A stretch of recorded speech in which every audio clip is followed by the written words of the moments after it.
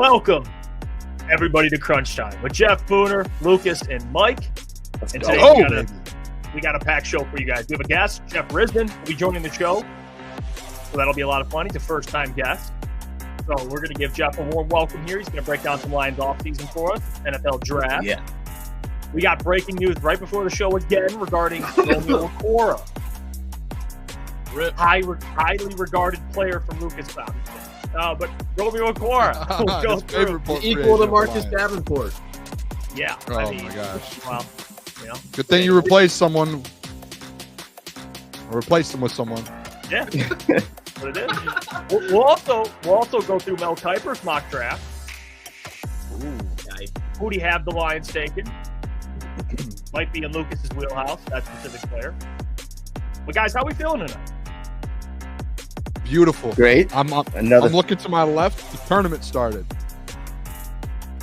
I'm looking my up. first. The Red Wings are losing again. Ooh, Oh, yeah, Gentry's in no. prison again. Yeah. No. Just another night. Just another night. Hey, actually, real quick. Coach Walk, I'm in a great mood today, man. Let's go. Let's have a show, huh? Love all of you guys. Were you in a bad mood yesterday? Did I miss?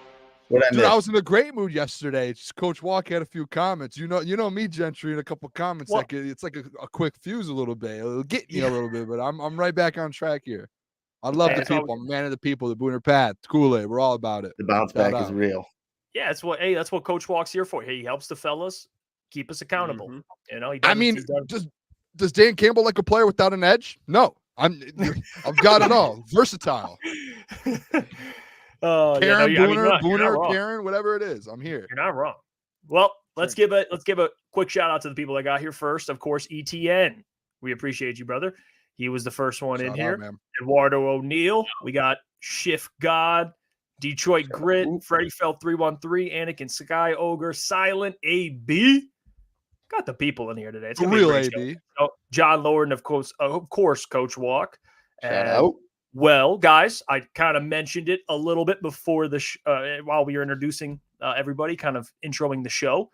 Romeo Okwara is stepping away from football. Oh, excuse me. Wrong one. No. Hold on. Oh, Hold the up. TD. No. Hold up. I'll get that in a second. But Romeo Equal to Jamal Okwara, Williams in Dallas at the goal line. yes, that was a fumble. Let me get the tweet You're up. lucky, Romeo you're Okwara- lucky we run this network, or you would be in some trouble. Yeah, Get it under control. Fuck a baby. well, Get it under control, Jeff. Romeo, like I said, Romeo Okwara stepping away from football. This came out right before. I think posted on his Instagram. I think Yeah. it was. And I'll kind of we can read what he posted. Here you go. There it is. There it is. Booner tweeted out, breaking: Detroit Lions defensive end Romeo Okwara has announced he is stepping away from football after 8 seasons in the NFL. And he put out this, little message here. We don't have to read it, but basically thanking the Lions for giving him a chance 6 years ago. After coming into the league, he was undrafted. He was a free agent. And he said, "I'm excited for what's next as I navigate this crazy transition away from the game." Now, it's like water's wet. Nothing surprises me about this. Like, I don't think to be honest, I don't think Romeo was going to be a big part of this year anyway. So him stepping away, happy for him. Hopefully he finds, he has some passion outside of football that he's pursuing. But here's the thing, like, we've seen players step away, and not that he's in his prime, but step away when they still have something to give. And, a couple years later, players typically, some players try to enter the league again, and the ship's already sailed. So, Romeo tore his Achilles, and, he tried bouncing back from it. And he never looked like what he was before the Achilles injury. Mhm. So, it's unfortunate, but hey, the Lions are moving on, and so is Romeo Okwara.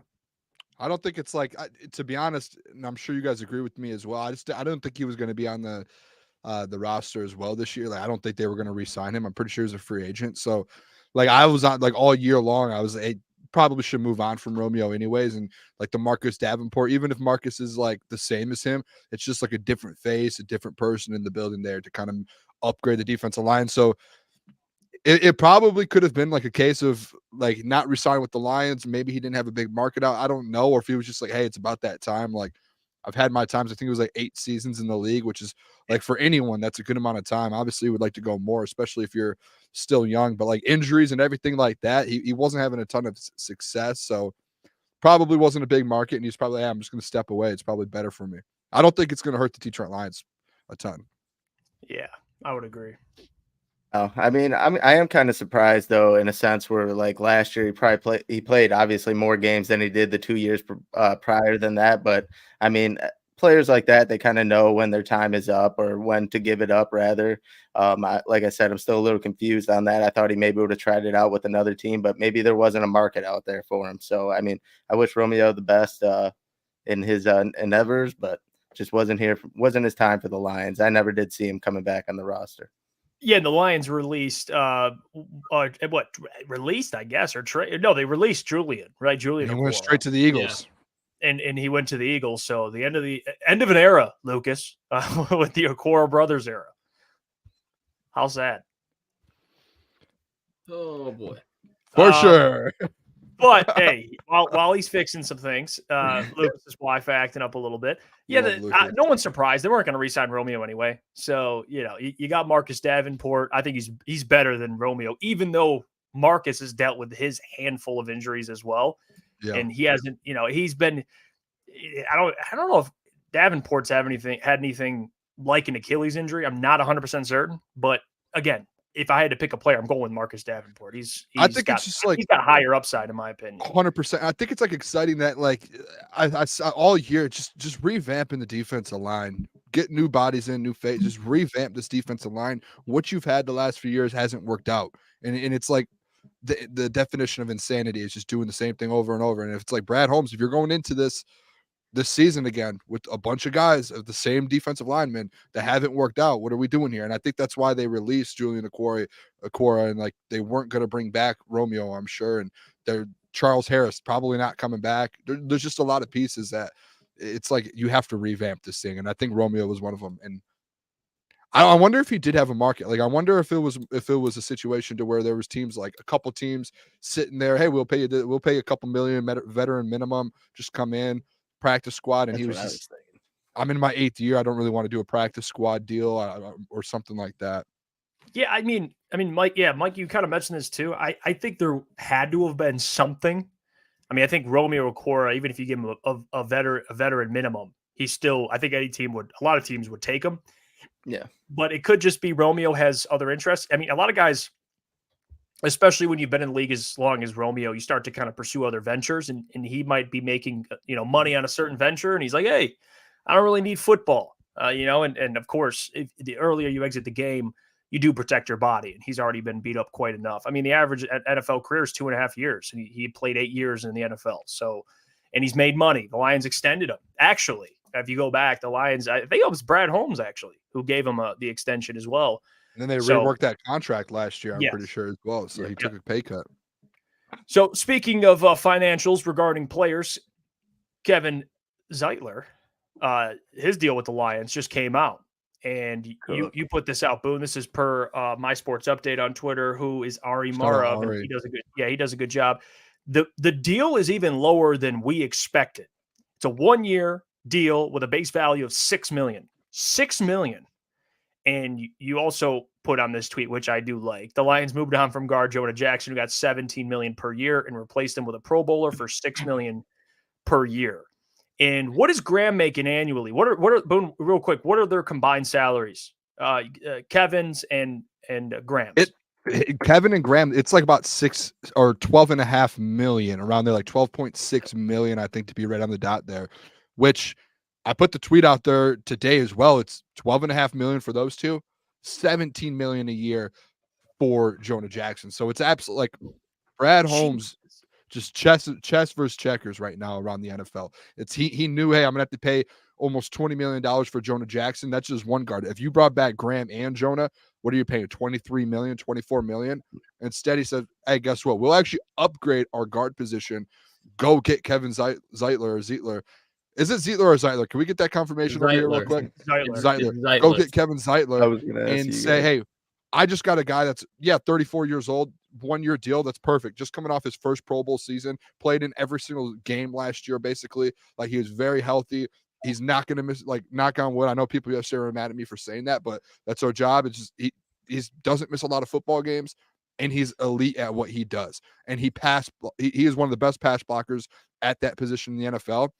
That's what you want for Jared Goff. I would rather, to be honest, because I think the running backs can go make plays on their own.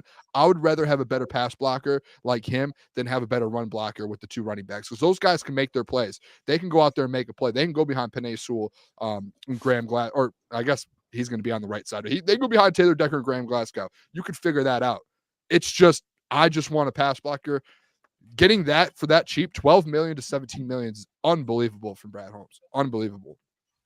Yeah, no, you already talked about it. When you look at other guard contracts around the league and you get him 11 mil cheaper than what you would have played Jonah Jackson, and Jonah Jackson obviously has had some injury problems. So you get a guy that's going to be on the field all the time compared to a dude that you're paying way more and has the injury risk of not being up there. And this seems like the perfect guy that you can draft a guard this year and then kind of put a guy behind him, let him learn his ways. This is a Pro Bowler. And then like Booner said, even though you kind of lose a little bit with the rush stop rather, and then how good he is at deflecting the pass and whatnot, he's going to be huge for Jared Goff. We've seen how much Jared Goff has gotten eaten up and how fast people have gotten to him. So to buy Jared Goff some time, that's going to be huge. No, I'm with you guys. I mean, the fact that, I mean, I thought Zeitler was going to be in here for 10 to 13 million. We talked about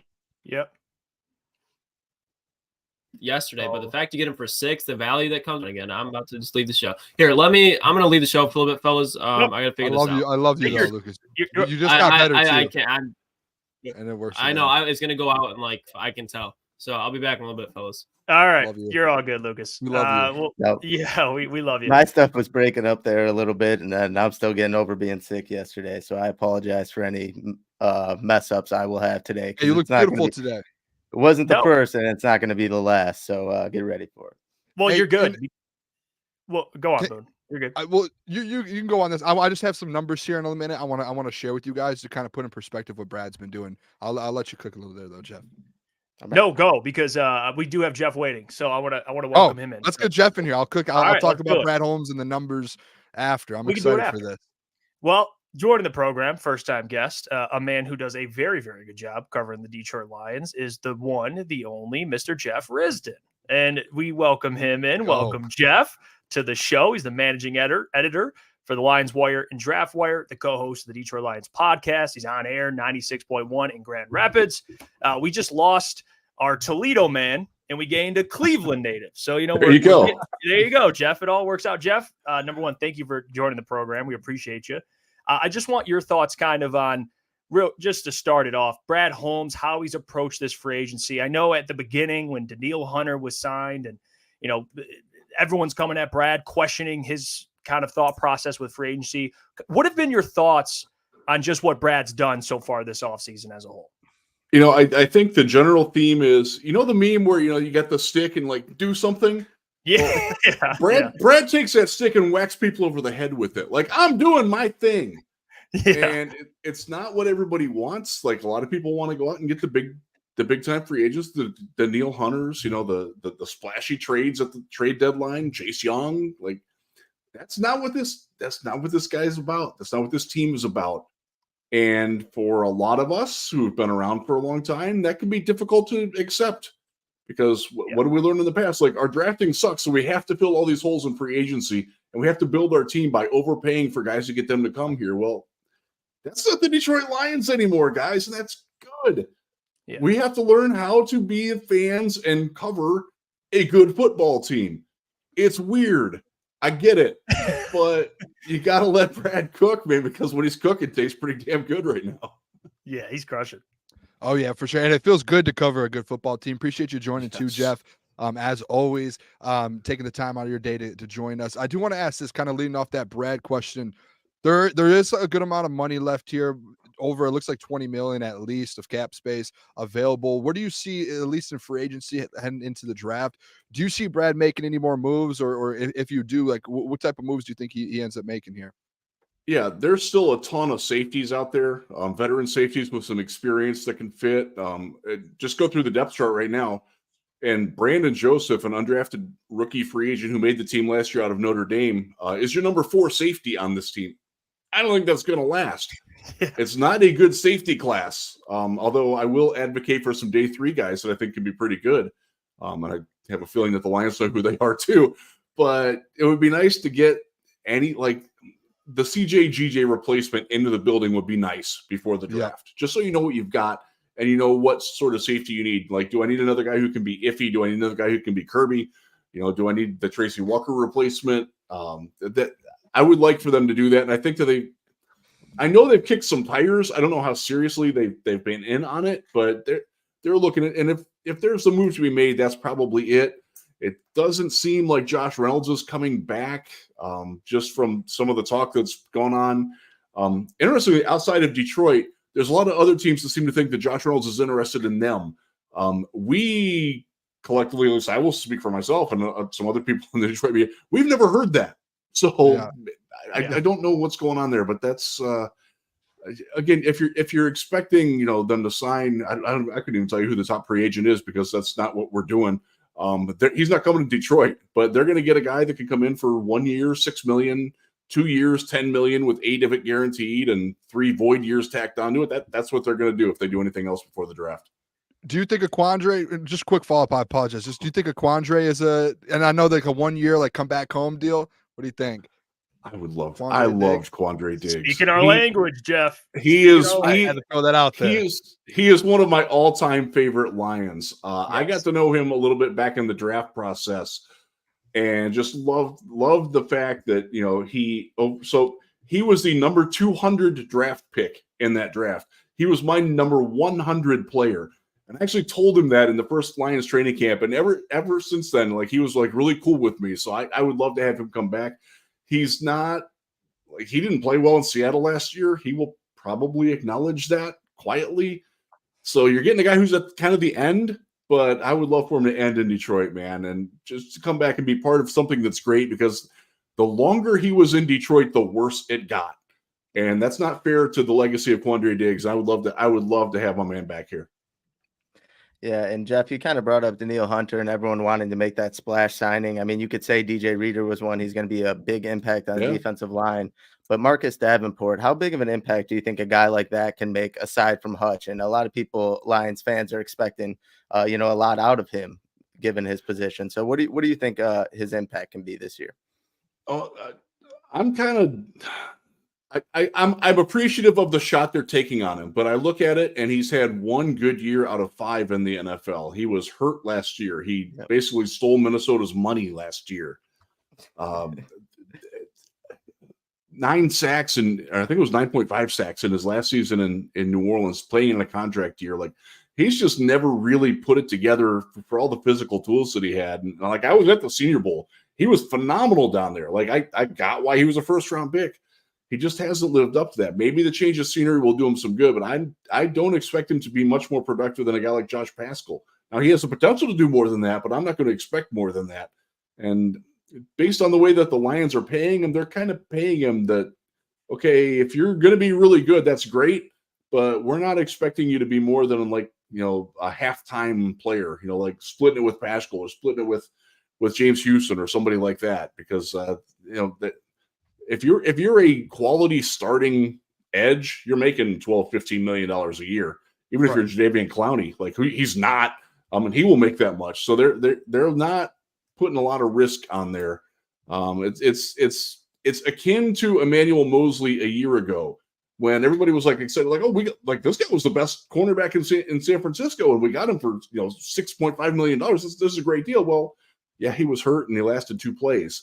That wouldn't shock me if that happened with Davenport. Like, it just doesn't come back for him. But if you're gonna miss on a free agent, miss short term and don't overspend for it. And they did neither of those, so that's good for me.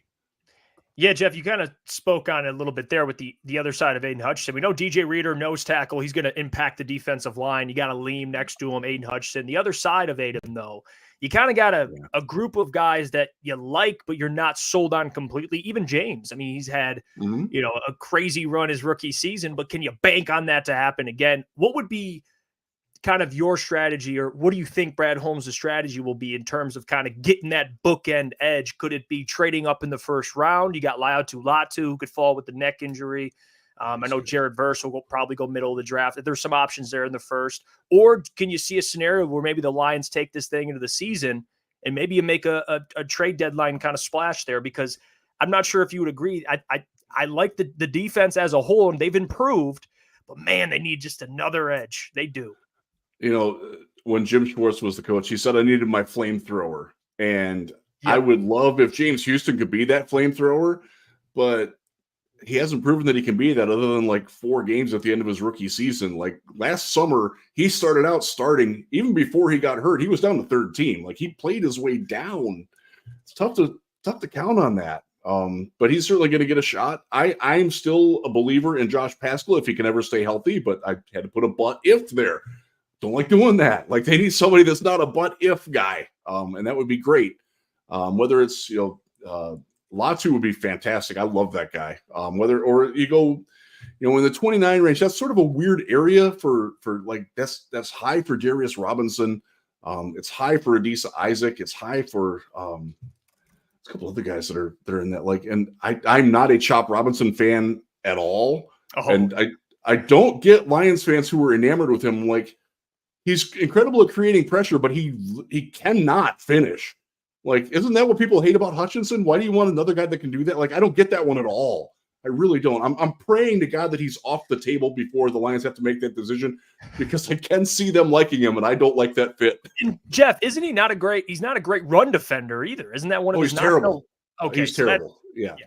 You can't. He will be the guy who gets you, like, he'll have a pass rush win rate, easy for me to say, of like 22%. And get you 3.5 sacks. Now he'll get Hutch an extra 5, but right, like I want somebody who can finish. Absolutely. Coffee goes for closers, baby. I love that saying. Jeff, I want to bring this up. I don't know if you've seen the last few days, but Mike Greenberg on ESPN mentioned the Lions window already being closed, and something that I've been pretty passionate about going back to the beginning of the season was I did feel like earlier this year, I felt like the Lions could make a run and going into next year, and that this could be kind of a prolonged thing, the way Brad Holmes has built this team, that, hey, this might actually be a 4 or 5 year process here. And we could, the window is very, very much open. What were your thoughts on those comments? If you heard those, and if so, are you kind of on the same side of, hey, this is something that's going to be sustainable for the next 4 or 5 seasons? I think Greeny overreacted to a pretty good offseason by the Bears and a pretty good offseason by the Packers. And I get that he's a Chicago guy. Like that's their markets. I get that. This window is wide open for the Lions. They are at the beginning of it. They opened it a little bit further than I think a lot of us expected. I know I had them. I thought they would win the North last year and win a playoff game. Winning that second one was phenomenal. Almost winning the third one was like, oh man. That was something else. And I like, where did this team get worse? Right. That's what I don't get is like, okay, yeah, Chicago, especially if they draft the way I think they're going to draft, I think they could be the second place team. Green Bay's not going to go anywhere. They've got some questions, but that's a good football team. Minnesota, I don't know, like it's a tough division, but the Lions won it last year and they didn't get worse anywhere. Like, I don't get why that window would be closing for them. Philadelphia, Dallas, San Francisco, none of them, the Rams losing Aaron, none of those teams are going to be as good next year as they were this year. Yeah, and to the point Greeny made, I mean, he mentioned Chicago, which I love Caleb. I'm a big Caleb Williams guy, but you still look at Chicago. I mean, Jeff, it's tough because the reason why I believe the Lions window will be open longer and is just beginning is because of Brad's ability to draft. That's how you sustain long-term success. I mean, how often do you see teams like Chicago buy a roster and it goes well? I mean, I like the acquisitions they made, Jeff, but to bank on that, Ryan Poles has not been great. The first 2 rounds, he's been pretty solid, but Chicago to me seems like we're going all in. We're spending money. We're trading for players, and I'm not sure how that'll end. Yeah, especially with the rookie quarterback, and they got some nice pieces. I'm not gonna crap on them, and I kind of like Eberflus. I like the way he's reinventing himself. Like, not to play up Chicago or anything, but they're not going anywhere. But to my mind, they're a year behind where Detroit is. Like they're coming into the year where they can maybe make a wild card and maybe steal a wild card game from like the South champ, which I think will be Atlanta, or the West champ, whether it's Los Angeles or San Francisco or Seattle revitalizing somehow. Like I don't think they're there yet, but they're not to be taken lightly. But the Lions aren't taking it lightly. That's the thing. Like I think Greeny is ignoring the point that like this is a really good football team that's young. They're in their prime with so many guys. You know, Jared Goff is not old. You know, Penei Sewell, Aiden Hutchinson, Amon-Ra St. Brown, like all these guys are like just getting to the primes of their careers. These are the top end players on the team, like Frank Ragnow. Yeah. You know, these guys are. I don't know how they would be getting worse. I don't know why that window would close. It's like others have opened. That doesn't mean that yours has to close. Right? Does that make sense? It does. We might have 3 teams in the NFC North in the playoffs next year. If that's like Greeny's point, like that. There was one division last year. I can't remember who it was, but that might be the NFC North this year. It is 3 teams in the playoffs. Yeah, wouldn't surprise me at all. It really wouldn't. And Jeff, you kind of mentioned it earlier with the uncertainty around Josh Reynolds. How do you think they address that wide receiver position? Do you think they go sign another guy via free agency? Do you think they draft one? And if so, who would it be? Who do you like? You know, this is such a great draft for wide receivers. I'm actually going through the tab that's next to yours on my laptop is open. Is my wide receiver big board, and I'm at 37 guys, and I'm like struggling. Like there's more than that. Yep. Like. It's a great year to be wide receiver. You want to take one at 29? Okay. Ladd McConkey, Xavier Legette. You can get whatever you want in different flavors. Like those are very different styles of receivers. You can get Big Johnny from Florida State. You can get Keon Coleman in that second round. You know, you can get, oh my God, there's so many. Yeah. If you want to go later, you know, you can get my guy Luke McCaffrey from Rice. So I freaking love that guy. They got Malachi Corley. I like him a lot. Absolutely, yes. Malachi Corley, who my comp for he's a poor man's Amon-Ra St. Brown. Like, do you want a guy like that to back him up? Like, there's so many good ones. Like, there's even dudes like Ryan Flournoy from Southeast Missouri State. Like, that's a guy that the Lions have looked at. 6th or 7th round guy did really well at the Shrine Game. A guy like Jacob Coker, Jalen. One of them's the quarterback from Miami who sucked, and the other one is the wide receiver from Holy Cross who's really good. That Coker is a potential 7th round pick. He's a big guy who's just he thrived at the Hula Bowl, thrived at the next step up. He's there's so many guys that they can get late. You know, they plucked Antoine Green last year. He's going to get a shot. He showed me some things in training camp last year. You know, he's got some work to do, but like the physical specimen is there and he's willing. So you know, maybe there's some growth there. I don't think they're going to be. If they're adding another wide receiver or free agent wise, it's going to be like a low key guy who's like Maurice Alexander, who's technically still on the roster as your backup number 3 slot and kick returner. One of the things that we haven't heard is the health status of Khalif Raymond. And I have asked people in the building and they're like, they don't like, I don't think they know, but if they do know, they're not saying anything to anybody. And that's one of the, like, I think we'll learn about Khalif's health a little bit by how much they prioritize because he's a big part of their offense. I love that guy. They're perfectly fine with him being the number 3, number 4 wide receiver. So if they're addressing it with a guy like Legette, then they're probably not counting on him as much. Yeah, and they just re-signed DPJ. I mean, he could play punt returner too. He can, absolutely. I was surprised they didn't give him a shot at that last year. And that's a guy, you know, I covered him in Cleveland. If he ever gets a stable quarterback play, Jared Goff, he can be better than what he's been in the NFL. And this is a guy, by the way, who did have I think it was an 800-yard season in Cleveland. Yep, better season than Josh Reynolds has ever had. That's not a slight, but he had a great year before Amari Cooper showed up. That's been my interest. Like my thought was, can DPJ or JMO, if they move on from Josh Reynolds, like can one of those be the actual number 2 guy in that building? And like at least that's where I thought the last couple of days when they signed DPJ is you have to that's a thought that actually goes through is who can be your number 2. And you haven't really seen it out of JMO. You've seen a little bit out of DPJ, but he didn't get many reps last year. So that was where I've kind of leaned on the side of at 29 or in that second round to go get a receiver to at least have 3 guys there competing for that number 2 spot. Yeah, that door certainly has to be open to him. And again, it's a great year new wide receiver. I just from talking to Brad and Dan at their press conferences in Indianapolis and talking to one of their coaches at a recent pro day, like Jamo's their number 2. They feel really strongly about that. I love to hear that. I love to hear that. That really gets me going. Dan was very ebullient on Jamo being the number 2 next year. So let's hope it steps up. Like everything's set up for him. He's healthy this year. He's not going to pray to God. He's not going to get suspended for something weird this year that isn't technically wrong. Just play. He's working with Teddy Two Gloves down in Miami right now. Like everything's shaping up for Jamo to be really good. You could sense about a quarter of the way through the season that he played last year that he finally understood, like, oh crap, I'm a professional football player. I need to treat this like I'm a professional. And he got it. And you can see that ladder just going up now. And if I'm not a fantasy football guy, if I were a fantasy football guy, I would be betting big on Jameson Williams this coming year.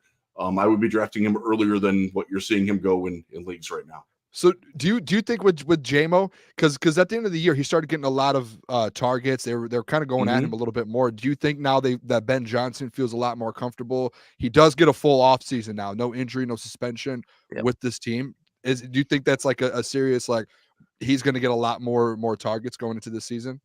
They're going to give him everything that he can handle, and it's up to him to see how much he can handle. Whether he can handle 50 targets or 80 targets, and catching 55 to 65% of those would be great. I think he's got it in him. I loved him in the draft. I loved the fact that he was aggressive down the field in the way that he attacked on special teams. Like, there's some dog there. I know he's a tall, skinny guy who's a speedster, but there's more than that. And I always worry with guys that are built like him about like hamstrings and quads and injuries like that. And he did have one last year, but man, he's only shown glimpses of how great he can be in Detroit. And I'm gonna defer to Brad and Dan and Ben Johnson and Antoine Randall L. that he's going to develop into something really special in year 3. Yeah, you're speaking right to Lions fans' hearts, Jeff. So we appreciate you for that. I can't be the contrarian all the time. No, I feel that, Jeff. I do. Good stuff. We appreciate you taking the time. We'd love to have you back another time. We follow your stuff, man. So keep up the great work. Of course, you can follow Jeff on X now, formerly Twitter, at Jeff Risdon. He's a managing editor for the Lions Wire and Draft Wire, co-host of the Detroit Lions podcast. We'll have all the links in the description. Jeff, we appreciate you, man, and we'll catch you another Jeff. Thanks, Jeff. Thanks, guys. Oh, by the way, I am the Huge Show tomorrow, so tune into that too. Perfect. There you go. Appreciate Thanks you, Jeff. Appreciate it. All right. There you go, Mr. Jeff Risdon. We got back our guy, Lukas Klotz. Lucas, I just want to say we love you. We do love you. Welcome back. And we love you, and I'm sorry that you're not did all that. It's all good. At least he shut down the Chop Robinson hype. That's all. That's all I wanted him to do. That was my one question. Is please explain to people why Chop Robinson is a terrible option for the Lions at 29, and he did. So I'm happy. I'm a happy camper. Obliterated him. Him talking about Jameson Williams as well. Like, after our conversation yesterday with DPJ, I went back. I was looking at comments, and I like to kind of just go respond to some people. And a lot of people were commenting like, "What about Jamo as number 2?" And I put in there, I commented back at some people like, us having this conversation, I don't think it was us taking Jamo out of the number 2 spot. I think it was who's going to be the number 2. And Jamo always was going to have that opportunity to be the number 2 next year. What Jeff just said there, that makes me very excited, because that was the whole question, was who's going to be number 2 if Josh Reynolds leaves. Jameson Williams, and if Dan Campbell and Brad Holmes, they want him to be let's go, boys. That's a guy you want as your number 2. And I've said it since last year. It's all on Ben Johnson at this point. You know what Jamo can do. You have to put him in situations that are going to benefit his skill set. You can't just throw him bombs and screen passes all day and then hope he breaks loose. You have to get him over the middle. You have to get him on different routes to get him involved. Cater to his strengths, cater to his speed, hit him on the run. You can't just be doing these bullshit screen passes and all these bombs every single play and just hoping he comes away with it. Suicide slants against Carolina. That was the one that made me the most mad about, when people would flame Jamo when he dropped that slant against Carolina and he had a safety. I think Jeremy Chin was flying at his helmet. I'm like, dude, what do you expect him to do there? Like, Chris Carter might catch it, but that's about it. Like, there's no wide receiver. There's Larry Fitzgerald, but you're acting a guy like that. That's like a possession receiver type of catch. Yeah, and I think, guys, you draft a receiver as high as they drafted JMO, and you have Amon-Ra, 4th-round pick, as productive as he is. Like, the excuse is kind of go out the window. Like, it's time. And that's not even me being hard on JMO. I've been high on JMO, but I'm saying that should just be the expectation. Like, that should just – you should expect him to be the number 2. You honestly, to be real with you, not it's not going to happen now because Amon-Ra is so good. But if you draft a guy that high, you should expect him to be your number 1. To be real, let's be real though. At this point, it's not going to happen because Amon-Ra is that good. But man, you take a guy at 12 and you trade up for him, like he's got to be good. And I think let's be real, Jeff. Yep. Jameson Williams, and I've said this for the last 12 months. He has the highest ceiling on this football team with talent. Yeah. His speed and what he can do, like he's probably one of the fastest players in the NFL. Absolutely. He's up there like Tyreek Hill's like the fastest in the NFL. Jameson Williams is probably you could argue number 2, number 3. Like when you have that ceiling and you can make plays and you put him in positions like a Tyreek Hill and you put other weapons out there that take the defense away, his ceiling is the highest on this football team just by his skill alone. And some people take that as like, oh, you say he's better than Amon-Ra. Not at all. Like Amon-Ra knows that like the skills, like the ceilings. That's why Amon-Ra works so hard and he catches all the balls in the jug machine. It's because he knows he has to do that to be great. JMO, he has that ceiling and that talent. It's can he get there? And if he does get there, him and Amon-Ra, I've been pretty vocal on this for about a year now. I think that could be one of the best duos in the NFL. I mean, fellas, you see the photo of JMO working out with Teddy Two Gloves. Shout out Teddy. You know he's working on the slants, the hitches, and the curls. He's not working on the 70-yard fades anymore. He's throwing to Teddy. They're getting that route tree and not just the deep balls. Love that. Look, the boys. Look, Teddy Two Gloves. I know he's a football coach now, which is his own field. Yeah, Teddy field. Yeah, that's such a subtle flex. I love that. I'm pretty sure that's where he's a coach at. His high school. Yeah, so you got JMO out there working. So, and I think Teddy had a quote where he said, "I all I want is this guy to have like a long career in the NFL and be productive." Yep. So, shout out Teddy, just a dude. Just a great human being. Do you remember him with Hendon Hooker too? How he came in on training camp last year and was like, I want to like make sure I'm helping him out as he develops. And I like Teddy. I hope they should bring him back as like a QB coach as well, like an assistant or something. Yeah, he's just he's self-aware enough to know that at the point he was at in his career, like some guys just refuse to help others. Like that's a real thing. Like you just Carson Wentz. Who? Carson Wentz. I despise Jalen Hurts. I said Carson Wentz. Like you just look at his career, he's bounced around and he's refused to be a backup. Like that's why teams like the Rams pick him up halfway late to the season. Like he just wants to go in there and be the guy because he still thinks he's second, like is in his second and third years, but that's not the case. Yeah, this one, Ryan Tannehill always has a job. Yeah, because Ryan Tannehill didn't even. He was like, and I get both sides. I get the side of like, I don't want to help this guy replace me, but also it's like if you're confident in your own ability, you shouldn't worry about a guy replacing you. Yeah, work harder. Obviously, Ryan Tannehill wasn't because he's trash, but yeah, Ryan Tannehill. I mean, he was worried about Malik Willis. In reality, he should have been worried about Will Levis. That wasn't even. Thank you. I was to say, let's give respects to the one and only, the man himself, Will Levis. Yeah. Well, Ryan Tannehill still blows. So I mean, yeah. Well, that's fair. You know who doesn't blow, especially during this time, is Mel Kiper. Sometimes he's wrong. By the way, he is wrong when it comes to Braylon Edwards. I'll never forget he had Braylon as like the 8th wide receiver in his own class or something like that. That's wild, dude. Yeah, I always stick up for it's always a funny thing. Whenever I talk to Braylon about it, he's always like, yeah, like Mel Kiper takes, which that was an L. But Mel, he may take another L because we're going to go through who he had the Lions taking in his latest mock draft, and you guys can rate it L or W, however you want to look at it. And I'm curious what you guys think. I mean, Lucas might be he might be in a weird predicament because there's kind of a a conflict of interest here at 29. I haven't seen this. Okay, so you're gonna love it. And Can we go like from pick 20 and then down, so we see like the picks leading up to it? That's That's a great idea, because I As was going long to ask. as long as it's not Ennis Rakestraw or Chop Robinson, I think No, you're good. You're gonna like it. I think Trust you're me. gonna like I'm it. gonna save you from that because the Ennis Rakestraw stuff is ridiculous. I heard it today. I'm not gonna say where, but I did hear it today, and I was shocked. That's still a conversation. The funny thing is it like died down for a while and after the combine, and then it just picked right back up like nothing happened. So it's like people just want to slip these names back in. Just, dude, just leave it out. If it's out, it's out. Let's move on from that one. Well, here's who the Steelers took at 20. Brian Thomas Jr. Oh no, Jeff. Which I think is a very real possibility, Jeff. Yeah, him and Pickens. Yeah, hey, real quick, Brian Thomas Jr. He met with the Lions already. If he drops to 20, I wouldn't be surprised if that's like Brad. If he has certain guys that drop past 20, he makes a move up there to go get a guy that he really likes. And they did meet with Brian Thomas Jr. at the combine.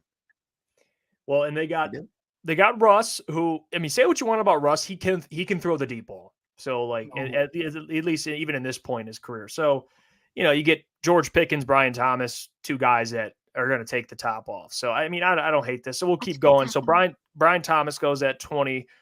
Graham Barton goes to the Dolphins, which, they have Graham Barton listed as a center / guard. He's a tackle. I mean, apparently he could play every position. So yeah, you know what, whatever, it doesn't matter. But Graham Barton, and then you have the Eagles taking Nate Wiggins at 22. I hope to God. And then at 23, the Vikings take Cooper DeJean. They need him. They got to replace Harrison Smith somehow. I could see him. Is Harrison still there? Yeah, I think he just re-signed on like another 1-year deal, like another Vince Carter year. It was like a $6 million deal or something. I've got one more in me. Just hang him up. Let's be honest though. Harrison Smith is always like, he's going to be like 60 and just be absolutely yoked. Like Derek Weddle. Yeah, it's wild, dude. Well, here's who the Cowboys took is Tyler Guyton, offensive tackle, Oklahoma. That's Tyron Smith's replacement. Good luck out there. That's Mr. Tyler Guyton. All right, we'll keep going. 25. The Packers get Laiatu Latu, which that's they took an edge last year. They took Lucas Van Ness, and they got Laiatu Latu. He made it to 25. I guess so. This would be a guy that Brad, I'm jumping to get. I'm jumping to get this guy. Hey, Dallas. Dallas is not picking up that phone. Ring. Hey, Jerry said no. No. It's like not today, Bradley. Yeah, he knows Jerry Jones. They all know, like that. Dan Campbell, they know Jerry Jones. Maybe it happens. Yeah, that would. Yeah, the only dream. Well, we'll see. No, when you said that, it reminded me of Consuelo from Family Guy. I was like, no. Yeah, but that's why I've been saying if they trade up, I feel like it has to be with Miami because after Miami, it's multiple just straight NFC teams, and then I think it goes literally Miami, and the next AFC team is Buffalo. You can't look. I don't know. Can you look at NFC teams and be like, no, because like they traded with the Packers, they've traded with some teams like to go get Brian Branch and stuff. They've done it. They did it with JMO with the Vikings. They literally traded up in the first round to go get JMO. I don't think it's like it's not look at where all those teams are at after it. I get that, but if you're a capable GM and you're the Cowboys and you know that the Lions pretty much damn well should have beat you, you've signed no one pretty much this offseason. There's multiple needs. Why are you letting a team who's already better than you jump your spot and go get an edge rusher? Why did they do it the last 2 seasons? I get what you're saying, but my saying is it's just I don't think it's a possibility with how good the Lions are. And the Lions weren't that. You did say capable GMs. Some of these guys aren't capable GMs. I'm with you. Just say a spade here. Brad will fleece these guys. Well, the Packers fly out to Latu. Like I said, they look at 111 quarterback pressures over the last 2 seasons. Jeez, that is wild. Well, at 26, pressures don't matter though. That's shocking, actually. Xavier Word, that is shocking. That's Mel Kiper being like, check out this 40 boys. This guy's fast. Yeah, he made himself millions. I mean, he won the combine in terms of players. Like it's crazy. I mean, their stock rising. But yeah, like Xavier Worthy, kind of shocked by that. Not gonna lie, but Goes to the Bucks. The Cardinals take Chop Robinson. Thank God. Get him off the damn board. Don't want to look at that name anymore. Sorry. Yeah, Chop Lucas, Robinson. What would be your honest reaction if they do take him in the first round? The Lions? Yeah. I'd be pissed. I would honestly be pissed because the whole thing is like if you're drafting Chop Robinson, you're hoping on him to develop. You want him to develop. Why are you taking a developmental defensive end when you can either A, trade up just a couple of spots to go get a proven one that really doesn't have to develop, or trade back a little bit, get a DeMarcus Robinson, just take him there. Again, can start right away and you get more assets. But taking Chop, where's the value? The whole thing that the Lions always talk about is stop the run. Chop ain't stopping the run ever in his career. At the best, he's going to be a great third down rusher. That's the thing about Chop. Like Chop, his draft stock significantly rose after that Michigan game when they just couldn't block him. But like, again, that's like the inconsistency with Chop is like, you know, like kind of Jeff brought up, he can't finish. And it says here, they literally listed in the article his inconsistency. His sack numbers decreased. I mean, he's got the speed and the explosiveness, but yeah, I wouldn't love the Chop Robinson pick either. But Darius Robinson, by the way, not DeMarcus, my fault. Yeah. Steve just put it in there. To me, he's a similar to Houston. It seems like that's his style of play. Is like a James Houston, maybe. What could he be a little better? He's a little bit bigger, I think. But it's just like the style. Yeah, just you guys remember Vic Beasley? Vic Beasley coming out of the draft. Yeah. He's at his best. And Vic Beasley, I believe, was a top 10 pick. But when you look back at his career, that man should have been a third, fourth, fifth round pick. That is Chop Robinson's best case. I don't mind the Vic Beasley comparison there. Shout out, he was top 10. But Vic Beasley at least had Vic Beasley was a monster in college. Like he got to the quarterback. Chop doesn't even do that. Mm-hmm. Yeah, he didn't have Vic Beasley had way better production than Chop Robinson. He's based off potential. At least Vic had something. I mean, Jesus. Well, we'll get to the Lions. 28, TJ Tampa. Ooh, okay. I like that for him. All right, and then at 29, the Lions take Xavier Legette. It's your guy there. Pounding the table for that one. Lukas and Mel Kiper shaking hands finally at last. For one smell, you can get the pass. Let me see who. Okay, so Mims went to 30. That's why I feel like that's kind of low for him, but hey, we'll see. Yeah. And then at 31, Roger Rosengarten, offensive tackle, who actually I have heard good things about him. I'm not gonna lie to you. He's moving up draft boards, so I'm not completely shocked. And then Adonai Mitchell goes to the Chiefs. So wow, I like that for the Chiefs too. Yeah, I do too. Joey doesn't like it. Look at what? I just hate. Why don't you like it? Tell me. I hate it. I think you're overdrafting Xavier Legette. Maybe he's not a first round draft pick.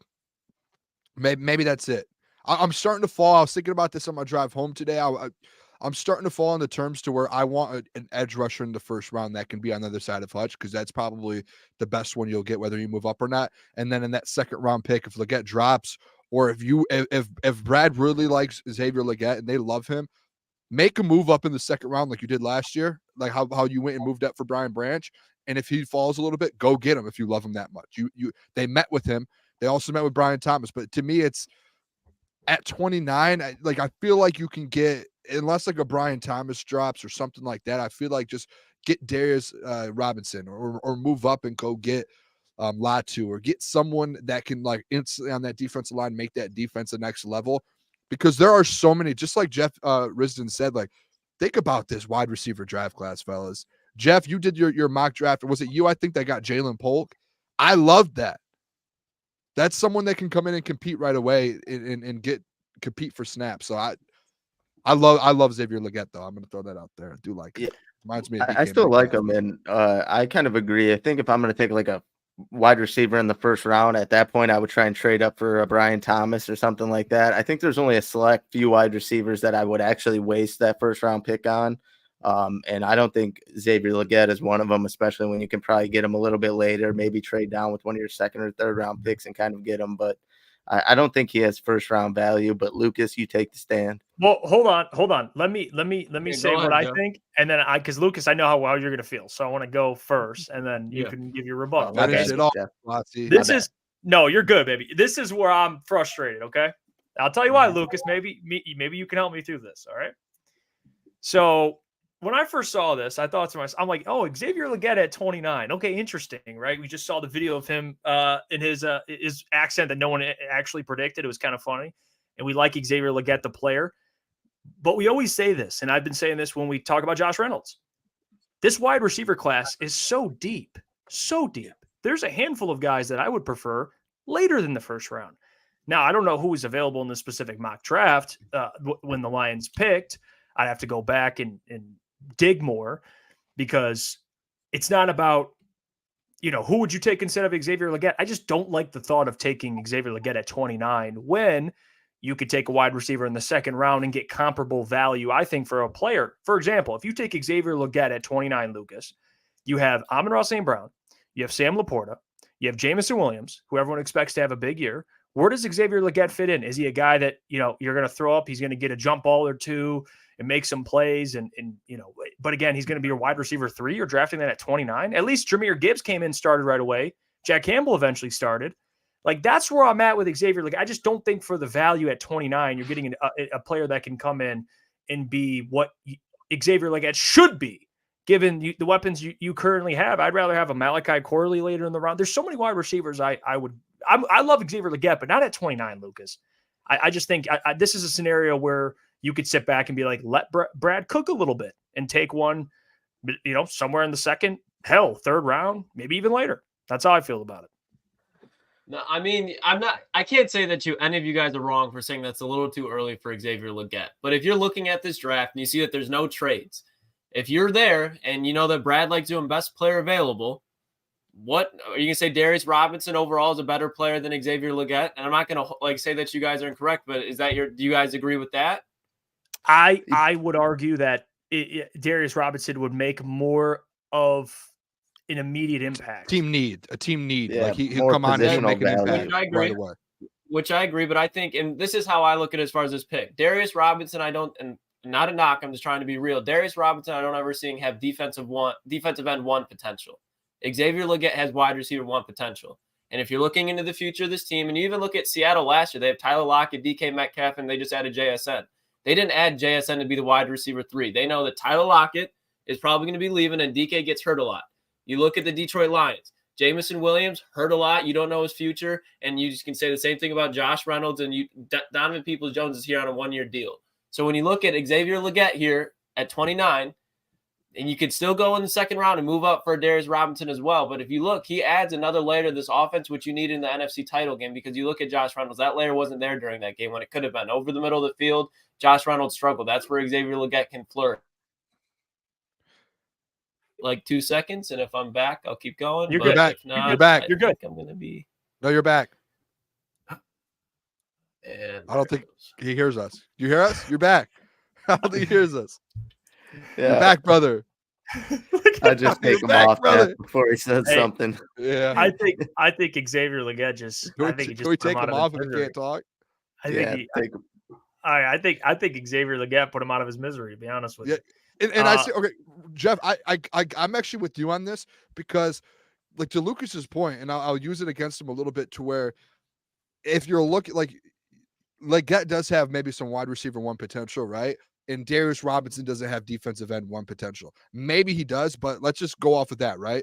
You don't need a defensive end number. You don't need like a star. You have Aiden Hutchinson. That's what you have Hutch for. And on the other side of the ball, you have Amon-Ra St. Brown, who right now is going to get the most targets. He's going to be your go-to guy. That's going to be like your Tyreek Hill, who's going to go out there and get 10 plus targets a game. And he's going to go out there and that's going to be your dude. To me, the more need that you the biggest need outside of if you're going to say, would you rather have this or that, a guy with wide receiver 1 potential or defensive end 1 potential? I would rather go after a guy in the first round who it's like, you can get a very good number 2 on your defensive line, like very good, an elite guy. That's your number 2. Instead of saying, hey, we need to track down a number 1, because obviously that's like the Latu, the Jared Verse, Dallas Turner. That's what those guys are. If you can't get those, but you can still get that defensive line that much better, you already have a top 5 offense in the NFL. I get that point, but that's kind of where I'm at with it, to where if you do add another wide receiver in the second, third round, you're still adding value to your offense to help replace the Josh Reynolds and kind of add that a Jalen Polk or just different guys out there, a Luke McCaffrey, whoever it is. It's just, I think you could do it that way. Cause I think Darius Robinson's, he's going to be better than a guy you can get in a defensive end in the second or third round. Vice versa with the receiver. You can still go get a receiver in the second, third round and have production. Yeah, and I know you still signed Marcus Davenport for 1 year, so you're kind of still looking to address that position, maybe get someone behind him. And I think Darius Robinson would be the perfect fit. I mean, obviously there are a few edges that are better than him, but if you got him that late at 29, I feel like it's a hit. And then his positional value, like defensive edges, are far harder to come by than wide receivers. And Jeff, you already pointed it out, the depth of all the wide receivers in this draft. So I think if there's a defensive edge there that you like, you kind of take him and then you address the wide receiver after that. Yeah, like I think the point that Lucas made, which is what would align with Brad Holmes' thinking, when you look at a player and you look at their ceiling and you look at the best player available, like Xavier Legette could be that for Brad Holmes. Like he might be like, he's the best player available. But my problem with that is, will Xavier Legette ever be a number 1 wide receiver with this team? Probably not. You have Amon-Ra St. Brown. So that's the thing when I look at when you're taking a player and the upside, and again, if Brad thinks he's the best player on the board, then he's going to do that. But how I'm imagining it for Brad is, and maybe I'm off base here, but you look at Darius Robinson, you look at the upside, he if he is the player you believe in and what he can be, he'll come and start right on the other side of Aiden Hutchinson. And, instantly. That's a guy that, again, he's going to help you win playoff games and help you chase the Super Bowl. So that's where I'm at. Even if Xavier Legette's really good, he's going to be your wide receiver. I mean, Jameson should be your number 2, given where you drafted him, given the expectations. Xavier is going to come in and be your number 3. Like, it's just, and DPJ can fill that role. So I would rather take a wide receiver second, third round, somebody that, again, has got potential. Brad found Amon-Ra in the 4th. They found Cooper Kupp in LA late in the draft. Like, he's very good at identifying wide receivers. If you want to bring up Antoine Green, well, he was a freaking 7th round pick. I don't think that applies always, but it just happens a lot in the NFL, man. You could find wide receivers. It's this league nowadays, how the rules have changed. It benefits wide receivers. They can come in and be productive immediately. And I just don't think Xavier Legette's that. Brian Thomas is different because of his just ability. I can talk myself into that, but I just think drafting an edge or, I mean, really a corner, anything else. I mean, I wouldn't go Xavier Legette at 29. I'd rather have edge rusher's the number 1. Then you can go off. I just think, like, obviously wide receiver, you mentioned, we brought it up how many times, there's depth in the draft. You don't want to go into your later round picks, be scrambling to address the edge position. I think, and you already brought it up, Brad Holmes has an eye for wide receivers in the late rounds. That seems way more of a likely scenario that he's going to abide by, picking out of those wide receivers rather than picking out of a group of a bunch of random edge rushers in the 3rd round. And you never know what those guys are going to pan out. You would probably want to address it by, grabbing more of the proven 1st rounder guys. And then, like you said, just trust his judgment with those wide receivers. That's to me. And I know we were talking best player available, and that's exactly kind of what Brad hit, and he's done that. Like we saw Jahmyr Gibbs last year, even when you had some needs on the team, but to me, a little bit, it's the edge position so important, and I think Brad knows that as well. Like, you've seen him in free agency address positions that are important, and I know that's, hey, free agency, he wants to address the holes, and in the draft, he gets best players. I just think, like, if a Darius Robinson's there, they met with him, it came out that both sides loved each other. If he's there at 29 and they know, hey, Edge is a very big need on the other side of Hutch, because we want Hutch to be successful as well. I don't see how you pass up a guy that reports came out they both love. He's sitting there at 29, a guy who's projected at some points 24, 25, 26, and he drops you at 29. I know he's fell a little bit. That's just, to me, where it's like you just have to do it. I'm sure Darius Robinson's at the top of their board right now, or those reports wouldn't have came out.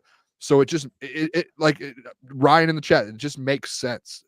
That pick makes sense. Now, if Darius goes in Chop goes, and I know I'm not a big fan of Chop, but all of these edges go before 29, and you're sitting there and these top edges aren't there anymore. Get Xavier Legette. Go get your wide receiver. Go get best player available at that point, and then we can address the edge in the second round.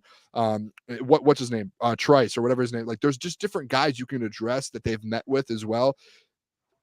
I still think that Brad Holmes and Dan Campbell found a guy that they really love, or else they would have really gone after the edge in the free agency outside of who they already did. I truly believe that. I think that at the top of their board, they have a couple guys, a couple edge rushers that is at the top best player available of their board, and they're like, we want those guys, or else they would have addressed it. Do you think like they're playing with the wide? Sorry to interrupt you, Booner. Like they're playing with the wide receiver. Obviously, you mentioned they talked to Brian Thomas and they talked to Xavier. Do you think like the plan might be if you can't get a Brian Thomas, then you kind of fall back on Xavier, or like that's what they were hoping to? Maybe Xavier slips to one of their later picks if they can't grab a guy like Brian Thomas in the first round. This is the thing with like Brian. Beautiful.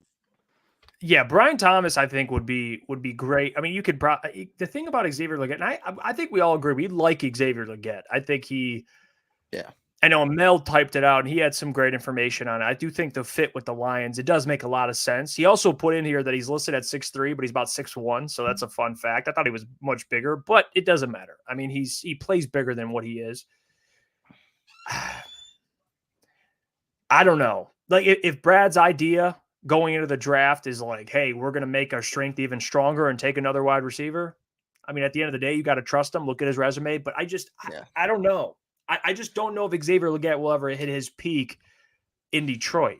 Like, I think a Darius Robinson will have a slot to go right into and where he can flourish. I don't know how much Xavier Legette can do the same thing. Can I ask you guys a quick question? If they don't address that in the first couple rounds, are you comfortable going into next year with a late round draft edge, Aiden Hutchinson, Marcus Davenport, Kaminsky? No. I'm not comfortable with that. That's like if problem. You pull up the depth chart, people in the chat, if you're saying no edge in the first round, pull up the depth chart and go look at the depth at the edge right now. It's a little more concerning than you would think. And again, it's not like I trust Brad, everything. It's concerning though. Like just look at there's names on there you probably don't even know. I think when everyone's seeing the Davenport signing, and then obviously you got Reader to plug up the middle, everyone was expecting that you were going to draft an edge, and probably they were expecting you were going to draft one with your first or second pick, so you kind of get a guy in the room. I don't think it benefits your defense to add a late round defensive edge, and then you pick up Marcus Davenport, and then you look at the defensive edge room, and it's damn near the same as last year talent-wise. Well, unless there's a scenario where, because you do got a interesting group of guys there. You got Houston, now Davenport. Pascal's kind of a guy you can use. He can be a defensive tackle. He can play multiple positions. He's mainly an edge at this point. It depends. If they have faith that Josh Pascal can take a jump, I'm not saying it's right or wrong, but they know those players better than we do. If they think, hey, we're confident in Houston getting back from injury, Davenport, we like our defensive line just as a whole, maybe they do say, you know what? Take a wide out. Take a wide receiver. I mean, I can see the scenario too, in which they do this. I mean, they did that last summer. Gibbs. I mean, they took Jameer Gibbs last summer. They literally said last summer, we have faith in the guys that we have in the room.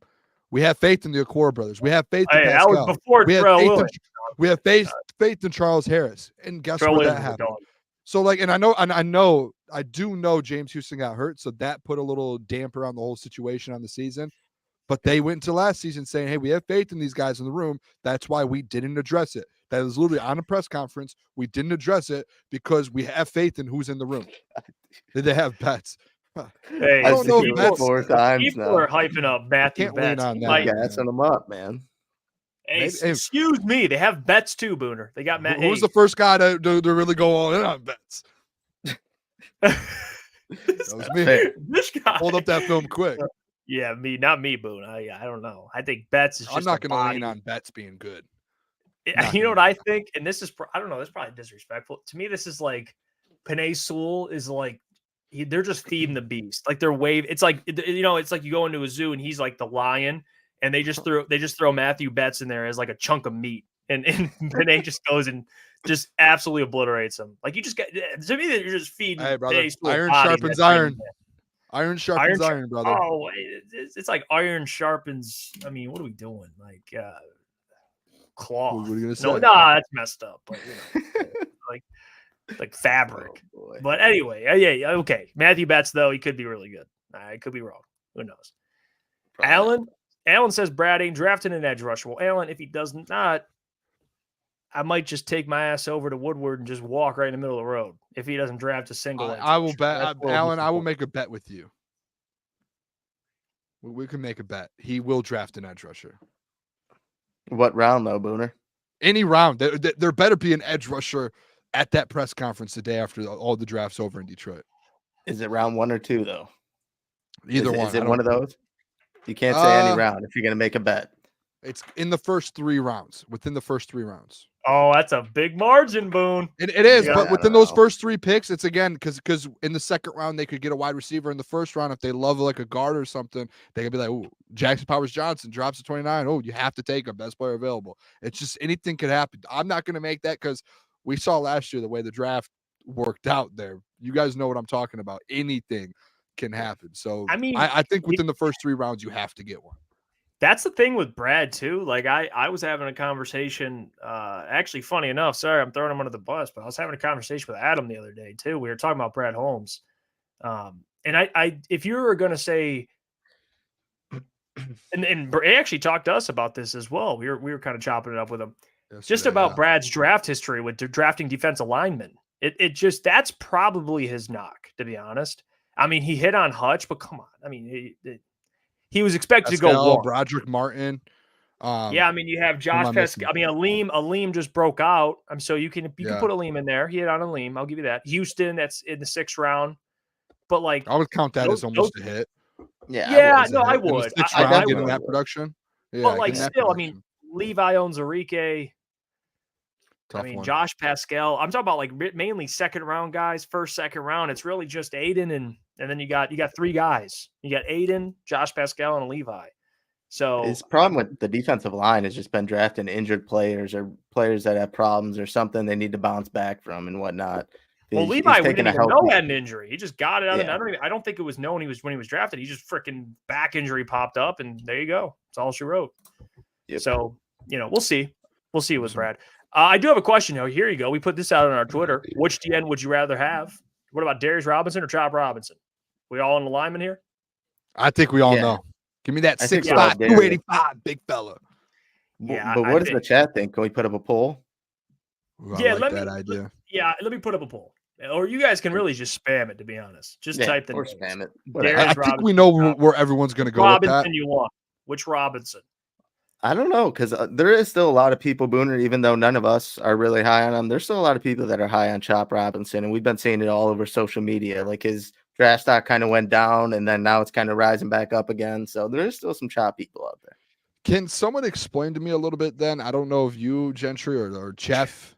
I wish Lucas was here. Actually, if Lucas was here, he'd probably go the opposite. I just want to know, like, with the Chop Robinson stuff, what is the... I just want to know what, like, this is the guy type deal. Because Darius, like, I've watched this film. I've seen it with Chop. I've seen it, but you just haven't seen the numbers out of it. And it's more so hey, this is what his potential can be in the NFL. That worries me a little bit. And I get it. Like, I heard, I think it was Louis Riddick a couple of weeks ago during the combine, not compare him to Micah Parsons, but say he's a Micah Parsons style player, just not the ceiling of Micah Parsons. What do I want to do a 1st round pick on that for? That's where I'm at with it. Well, that's kind of the thing with Chop too. Like it's like Jeff kind of put, his win rate will be impressive. He tested off the charts. Micah Parsons comparisons, Penn State. Mike Lucas put his first step. That's the quickness, but overall, it's just all potential with him. And it's not to relate it to JJ McCarthy, but like they're in a sense like in the same boat. Like GMs are just thirsty for them, for their potential and what they could be. Yeah, and I think Darius comes in as a day one contributor who can do more. He can defend the run. He can rush the passer. Maybe not as well as Chop because of Chop's. He's got bend. Like, I think Darius, although he's bigger and he was formerly a defensive tackle, so he was like 300 pounds. He cut weight. But, I just think Darius is NFL teams. I think when you talk about a complete defensive end, it's going to be Darius Robinson. He's a complete defensive end. He can play. He's an every down guy. And the Lions, if you're going to be drafted, man, you got to be able to defend the run. So I think that's how it goes. You got to put your hand in the dirt, get a little dirty, and I think Darius Robinson can do that. So that's kind of my thoughts on it. I do want to pivot here, fellas, because in some more lighthearted news, nothing more debating, just kind of fun. I saw this today, and you guys watched the show Quarterback? Yeah. I watched a little bit. I had to shut it off. What'd you guys think of it? I mean, it was Marcus Mariota, Patrick Mahomes, and I mean, it was cool, like kind of seeing their everyday life. But I mean, they could have picked a better quarterback or more entertaining person than Kirk Cousins and Marcus Mariota. I mean, those two, not a lot of like fan favorites, I guess you would say. But overall, the concept of the show was really cool. Yeah. Like Kirk Cousins had there wasn't much entertainment. It was just like, you get to see how boring of a life he lives. Like, okay, that's cool. Marcus Mariota, it was just, I kind of feel bad because like you see it after the season, he's going to lose his job as you're watching it, and like his career is about to go down a little, and he's going to be a backup again. So you're watching it as he's a starter, and in my head, I'm like, well, this stinks. I'm about to just see this guy's downfall, and they're showing me his family. I don't really want to see that. And then you got Patrick Mahomes, that was probably the coolest part, is just because Patrick's like one of the greatest ever. Yeah. So you get to see the behind the scenes of that. It's just like, if you pick the right guys, I'm in on it. I'm all in. Yeah. Marcus Mariota was like David Blau or whoever that was in Hard Knocks that was always crying in the hallway, and they had all the sad scenes about him. Yeah. It's like, oh man, I don't want to watch this, but then you're kind of locked into it. Yeah, I didn't mind it. I liked it. The Quarterback show, and it was on Netflix. It was Marcus Mariota, Kirk Cousins, Patrick Mahomes. It was interesting. I mean, I didn't mind it. You know what I will like though, as it relates to the Detroit Lions, would be Amon-Ra St. Brown on the new series called Receiver. He's making an appearance. They're going to be going through, showing some wide receivers what they kind of do to get ready, their life behind the scenes, what it takes to be a pro in the NFL. And I mean, as long as we get Amon-Ra St. Brown naming all the receivers drafted ahead of him one more time, I'm cool with it. Just go through it one more time. I've heard it 1,000 times, why not 1,001? I'm going to watch every minute of this, first of all. I had an idea this was coming, and I'm sure, I think there was kind of a release about a couple months ago as well. But at the last spot we were at in the show that I did before, I did hear some things that there were cameras following Amon-Ra around, and I was like, okay, it has to be this Netflix thing. And then the reports came out like in December or January. I'm excited for this, boys, and I don't know, the first thing that popped in my head, and I don't know if this is like a little Booner, take a step back here. Hey, don't forget, fellas, Amon-Ra posted me on his story. Maybe there's a chance he watched the Booner video and the Kool-Aid video in the Netflix series Receiver. How about that? What if there was a cameo of that after a game? Jeff, who is the whole entire lineup for this show? Do you have it next to you? So I'll find that, because I think, at least from it's Amon-Ra St. Brown. I know it's going to be okay. So I have it, and I'll get it here on the screen for everybody, so we can kind of go through it together. Boys, can we just Booner cameo with Receiver? Come on. What? That would. Did you not hear the whole thing I just said about the Booner? No, cameo? he said a cameo with Booner on that. If me watching the video that he posted of me after the one game. Imagine if it's like that was on. He's like, look at this. As long as he gets some royalties. I mean, they won the NFC North, and he posted me. Maybe they won the NFC North, and he's sitting there scrolling through his phone, like, look at this. Oh, Spooner drinking the Kool-Aid. How about that, boys? You get a little Crunch Time merch in there. ETN taking a shot. Appreciate that. No. Hey, we'll reach out. That was the first thing I thought of. Boone, your people call their people, we'll make it happen. You know what I mean? I don't even want royalties. I just want promotion. Hey, crunch time, boys. Crunch time. Subscribe. Well, here's the full list. So you got Devontae Adams, Justin Jefferson, George Kittle. Well, that's weird. That's what I was going to say. I didn't know if I seen that on Twitter earlier and it was like a false thing. I didn't know, like, why is George Kittle in here? He's a tight end. Like, and Deebo Samuel sucks anyways. Glorified running back. mid anyway. So fuck Why Deebo don't we Samuel. get Jesus? It's always been fuck Deebo Samuel, so that's never changing. Deebo Samuel, and then I'm I'm with you on Ross St. Deebo. Brown. Fuck. Yeah, George. I mean, come on. I'd rather have Antonio Brown. Just he's not even in the league. Just follow him around. Maybe. I'm not That gonna dude, lie, boys. I just want to Great see him lineup. tweet. I'm Great in on the lineup. lineup. I'm in. I'm all in. Devontae Adams. I would love to see what he does. Justin Jefferson, the best receiver, one of the best of all time. George Kittle, as much as we might hate him, I'm in on it. Deebo, I hate Deebo. I'm in. I would love to see how he gets injured every game, how he talks about it, and what he like the day to day on that of his injuries. Insane. Yeah, I mean, if it wasn't George Kittle, what wide receiver would you rather have?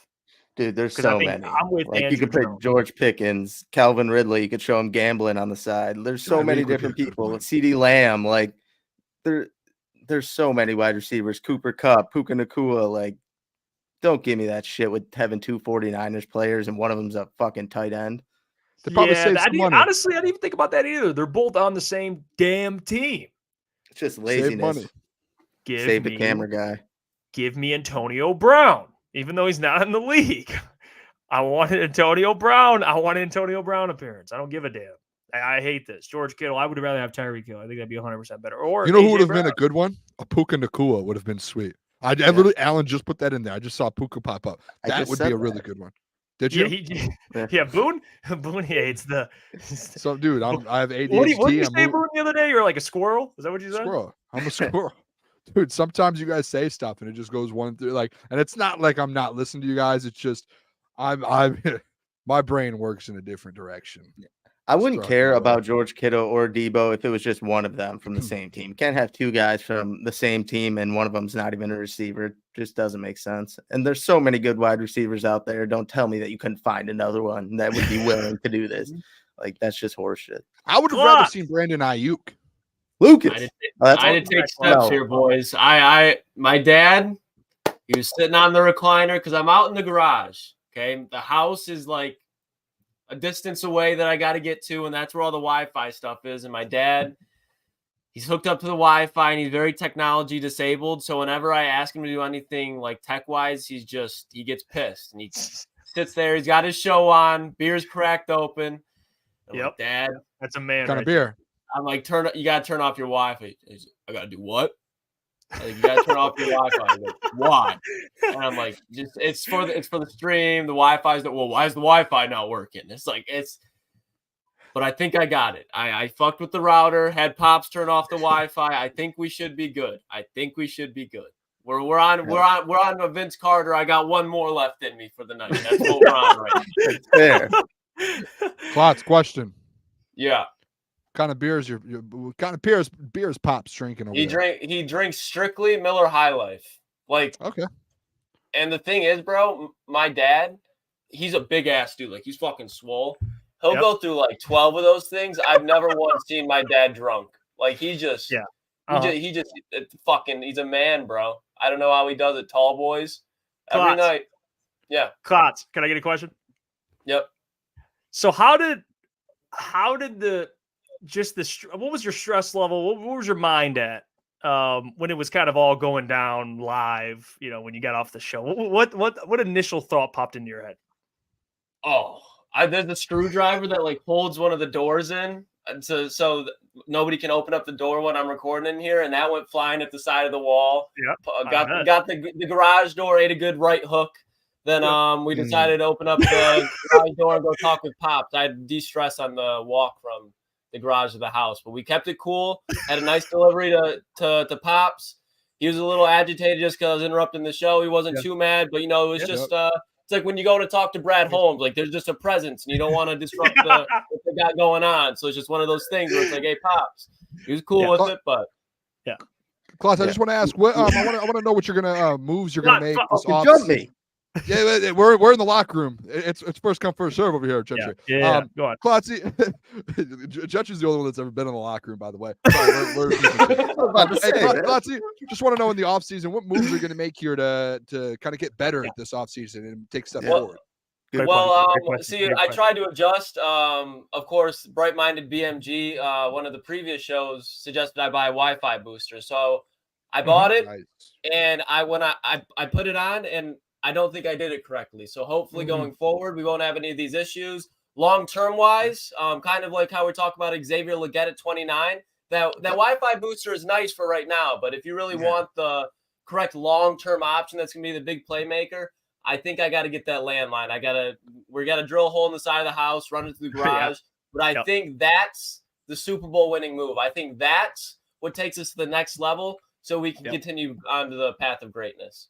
Well, thanks, Lucas. Lucas, obviously these performances are tough. How do you kind of bounce back and put one of these behind you? It's from support of the chat, support of the fellas. You gotta love weed. I gotta tell you, gotta love weed in situations like this. You gotta keep your cool, get level-headed, critical thinking. It just helps me lock in. So it's just one of the things where you just go through it so many times, the discipline, the grit, and just the want it. And you're lucky the league doesn't drug test anymore. You're getting fined, bud. You're getting fined. You do have a fine coming your way. I'll be the next Josh Gordon. Josh Gordon's a millionaire. Okay. Well, not with these fines that you're about to get hit with. Hey, Lucas, you paid any attention to receiver the show? You locked into that? I mean, I thought Deebo Samuel would be interesting to look into. Hey, honestly though, just because he's getting old, like I'll definitely be watching Devontae Adams. I think that, especially because remember how he went through the course of the season of being like, "Fucking trade me! Like, what are we doing here? What like?" Think about watching the clip of Jimmy Garoppolo twice in one game, airmail like a 60-yard touchdown to Devontae against the Lions. Like I would love to see Devontae mic'd up, slamming his helmet. I think that'd be great television. Was this past season, fellas, or is it this upcoming season? It's this last season. Yeah. It's going to come out in the next couple months. Yeah. So it's like the Lions for Amon-Ra. It's going to be a very historic. That's why I said my Kool-Aid video may be in it. They won the NFC North, and literally in the locker room, he's sitting there watching my video. Like that might it might make him an appearance. Like you guys think I'm crazy, but no, it's like this is I cannot wait to watch this. Wait, Boone, you may be cooking there. That's where I was like, when I saw it, I was like, maybe that's why I didn't click. It didn't click because I'm like, it wasn't like he just watched a normal video on a normal week of mine. It was literally they won the NFC North, and he's watching my video after the game in the locker room and on the plane. It was you a goddamn squirrel too, Jeff. If they have one camera on them, if Netflix knows any entertainment. Imagine if they use that for the intro video for the show. So like when they're showing like Amon-Ra. They know entertainment. Yep. They know entertainment.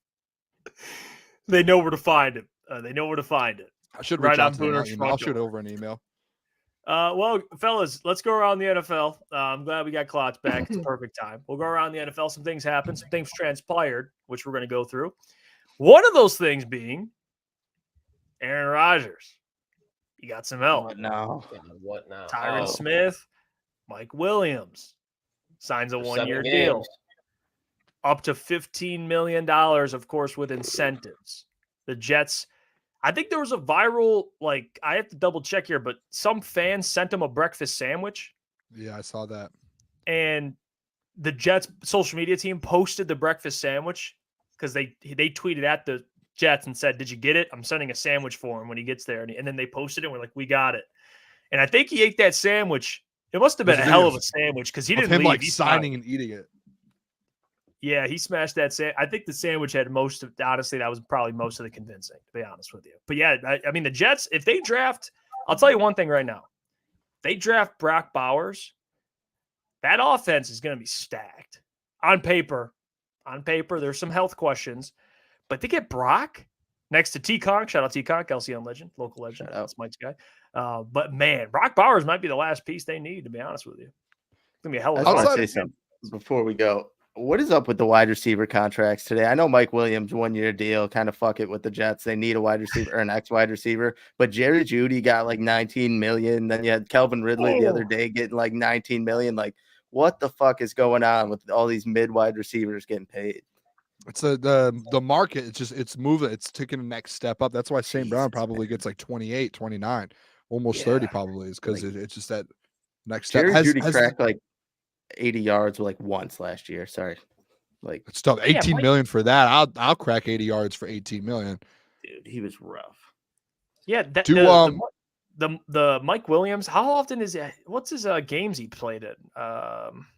He missed he's most of never last played season. a full season. I doubt it. Maybe his rookie year he did, but He played 10 games his rookie year, 16 the following, 15 the year after that, 15 the year after that, 16 the year after that, 13 in 2022, and then 3 last year. So it's kind of he's always just playing hurt though. Like, yeah, when we were having a conversation about Jalen Waddle, like he's always playing with a hamstring injury or something. Yeah, but he's always always to your point, like about saying like why are these wide receiver contracts the way they are? Because wide receiver is the new Lamborghini of football. Like it used to be running backs. Running backs were getting these monster contracts, even if you're kind of mid, but you're going to a team that needed a running back and you could potentially produce. That's what wide receivers are. So you're going to start seeing, like, I think it's going to be way more common because Jerry Jeudy for 3 years for $19 million sounds crazy now, but probably in 3 years isn't going to be shit. You know what I mean? Like, it's like, Do you remember the Christian Kirk contract? It was like Christian Kirk contract was like the biggest in the NFL. And if you look at it now, it's like nothing. It's actually like a steal for them. A guy like Christian Kirk who puts numbers up and is a very good receiver for them. That it's like what a did he steal get? What did he get when he first? It might have been like 19 as well. That might have been like let me double check, but it was like pretty much the same thing they did for Gabe because everybody laughed at Christian Kirk. They're like, man, that dude was a wide receiver 2 in Arizona. And I'm a Christian Kirk fan. 18 million. I am now. I hated the signing at the time, though. Yeah, me too. I'm not gonna. I like what he does for that Jags team. No, I'm not saying that, but I'm saying when he signed there for that much money, I was like, what the hell are these guys doing? Like a lot how they're doing Gabe Davis. I did. It was like the biggest contract in the league at the time for wide receivers at 18 million, or it was close to it for a guy like him. It was like, whoa, what's happening? But now it's it's a good contract for them for a guy that produces like that. I still think Jerry Jeudy has attitude problems and he hasn't performed. I just don't know how he walked in day one and then you hand him $19 million. Obviously, you're basing it off the potential, and he was a very high draft pick. He still is a good wide receiver, but just 19 million day one without even playing a snap is kind of crazy for a guy like that. Remember, who was he talking shit to? Steve Smith before the game, and then he went out there and dropped like 22 yards. Like, come on now. Steve doubled down. I love Steve Smith. I love Cleveland too.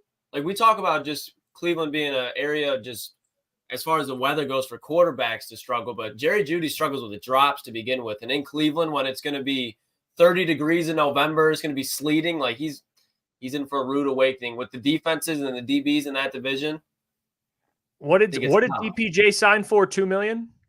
Yeah. 2.5 or something. Yeah.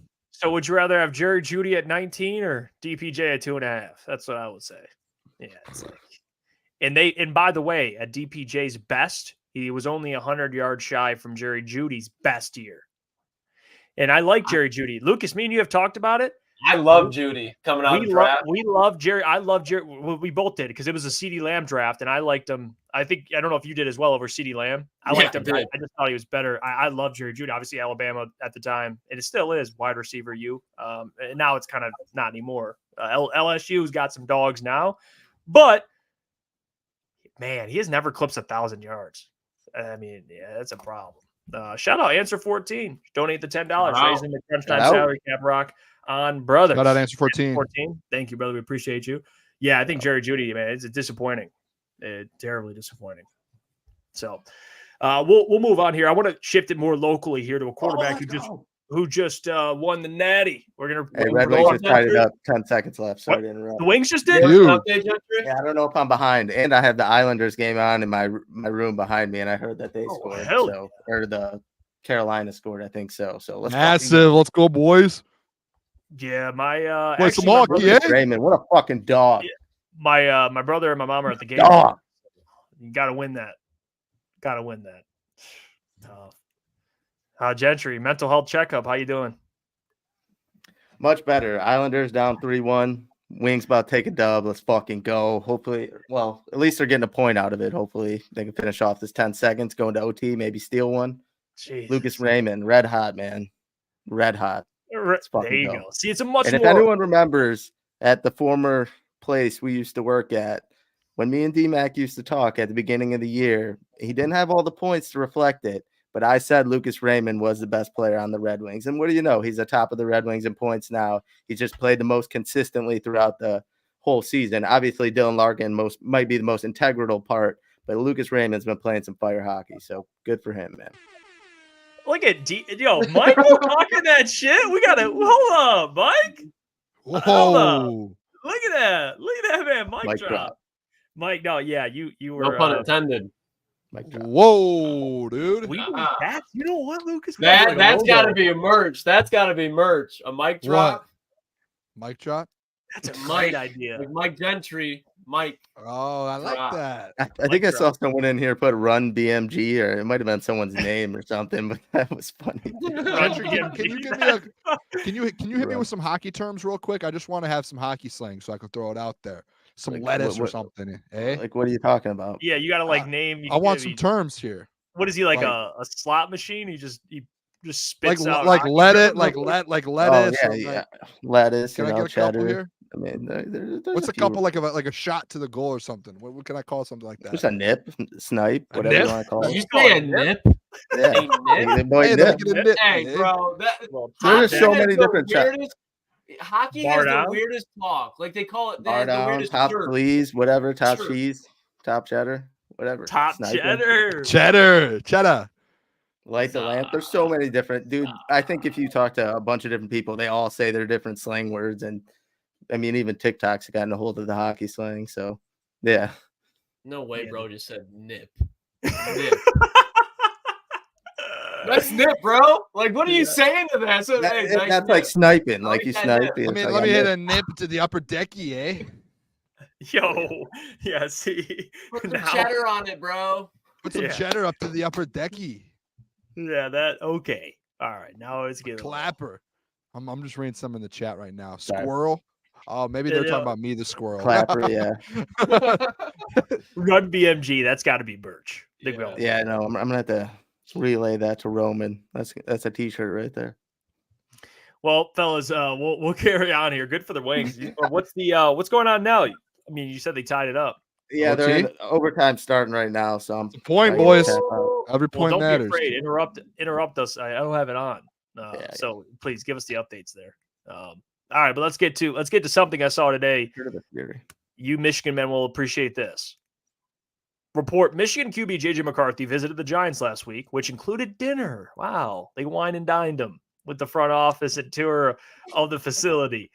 Per Jordan Schultz from Bleacher Report. Shout out. The Look at that other one Commanders there. The Commanders are flying out to Ann Arbor to have dinner with him Thursday night. Can we? I mean, is it just me, or has it been like a JJ McCarthy just I've here we been go. saying this, man. Here we It's go. just like Here we go. I mean, everyone's just sucking. They're this guy. glazed. Here we it's go. A glaze. It's. I mean, it's like I'm it's like a Tim Horton glazed donut, and I'm not saying that he shouldn't be talked about highly. I'm not saying that. Yeah, But no, Since but- like a week before the combine, the whole narrative is Drake May not sucks, but Drake May so many more question marks. JJ McCarthy, you don't have to question a thing, and it's just they went to so polar extremes where I'm just like, what happened since we were watching these guys play during the season? Like that's where I'm confused on. I understand if you like JJ. But the way that the narrative is in taking, it's like, oh my God, relax. Like they're making him out to be the hero. come on. Come on. Patrick Kane, OT winner. Let's go. Got a OT win? winner? Yep. Can we get a Patrick little Kane, siren baby. or something? Siren? Kane I closed don't have a it? siren. I don't have controls, dude. Dude, Or actually, I do have Kane controls now, but I don't know where that's at. Hold on. Where is that at? Let's got you. fucking go. All right, that's a great Patrick thing. Kane, dude. Can Clutch. we? Shout Okay. out the Wings. Showtime. Is this? Yeah, shout out to Wings. Patrick Kane's been the closer, man. What a G. Yeah, he's been clutch. Well, speaking of clutch, I guess JJ's clutch. That's why he's going up and rising. Can up we these address draft boards. this? Hold Can on, we address this? Booner, before you go, I just want to say this because I just think keep you the and Mike slander are going out. to be in lockstep because it's going to be a Keep the little bit of slander a. But here, can I Go read ahead. you some interesting statistics here, and you can react to this? Can I read you this? For sure. I think this will be a good, healthy conversation. I do. I think Very this will be- healthy. So let me give you something, okay? And I No. think Luke. Hold on. I have faith. No. Hold on. No. Well, But Bob shut his Wi-Fi off. Come God damn on. no, that's The old man just went back on the Wi-Fi real quick to go on like Facebook or something. hold on. Let me. I don't want Lucas to get discouraged now because I think he would appreciate what I was about to say. It might have been DeBrincat tip-in. That's a good goal for anyone watching that, without a doubt. He didn't even touch the goal. Put me in, and I thought you guys could hear me by now. Okay, thank God. Okay, you're back. Am I good? All right. You're good. We thought your pops plugged back in the Wi-Fi. We thought he was back on He it. probably did. I was about to drop. I was about to drop this lost bomb, me and I there. just want to make sure that you guys are all you're here for this. Okay. So quarterbacks. This is data of quarterbacks that were drafted from 2005 to 2022. Oh God, come on. Okay. So, here, no, you're good, Lucas. You're good. You're good now, right?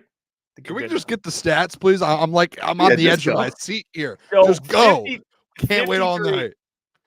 And again, this is something. I'm not going to take credit for this. I don't know if he wants you to bring it up or not, but this is from Adam, and I think this is spot on. Okay. Of course, Adam's a JJ hater too. No. He just has some data. Okay. Now I want to tell you that data. Adam's a Michigan State fan, quietly.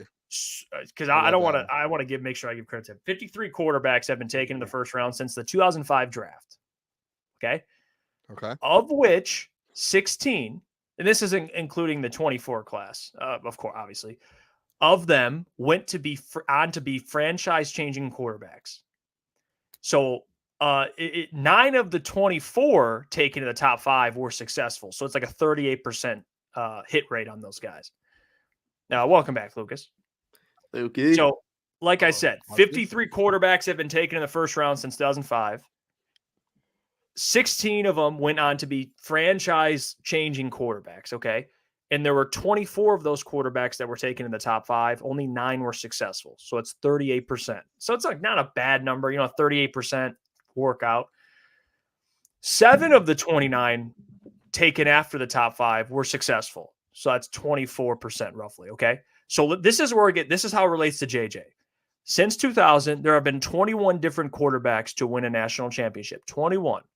4 of the 21 went on to be franchise-changing guys in the NFL. 1 Cam Newton, 2 Deshaun Watson, 3 Trevor Lawrence, and 4 Joe Burrow. What do those guys have in common? Let me just ask you. I'm just asking questions. What are those 4? Cam Newton, Deshaun Watson, won a Trevor national Lawrence, championship. They haven't won a Super Bowl. Remember when we had this conversation the one time and me and Booner got really mad at each other?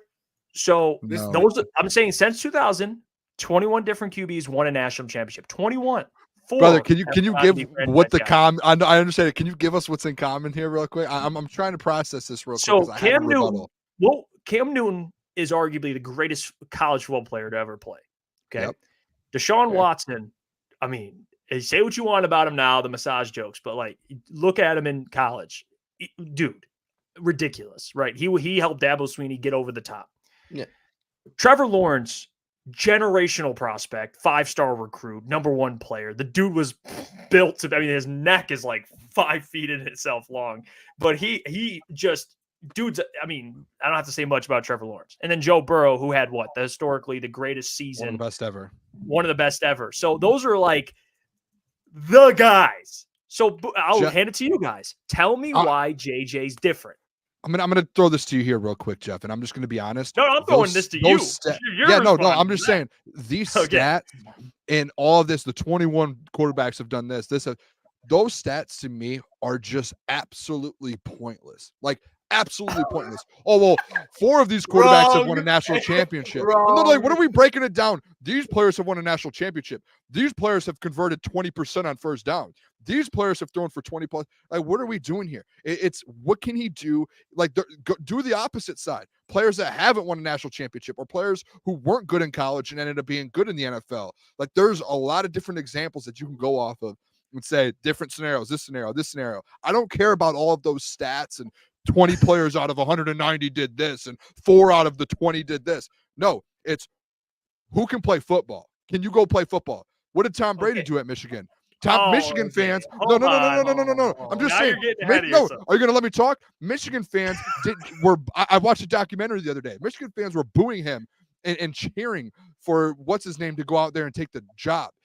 And you're going to sit here and tell me, and he ended up having one of the best careers in the NFL history. So it Tom doesn't Brady's matter what you did in college. What matters is, can you go win football games and can you play football? That's all that matters.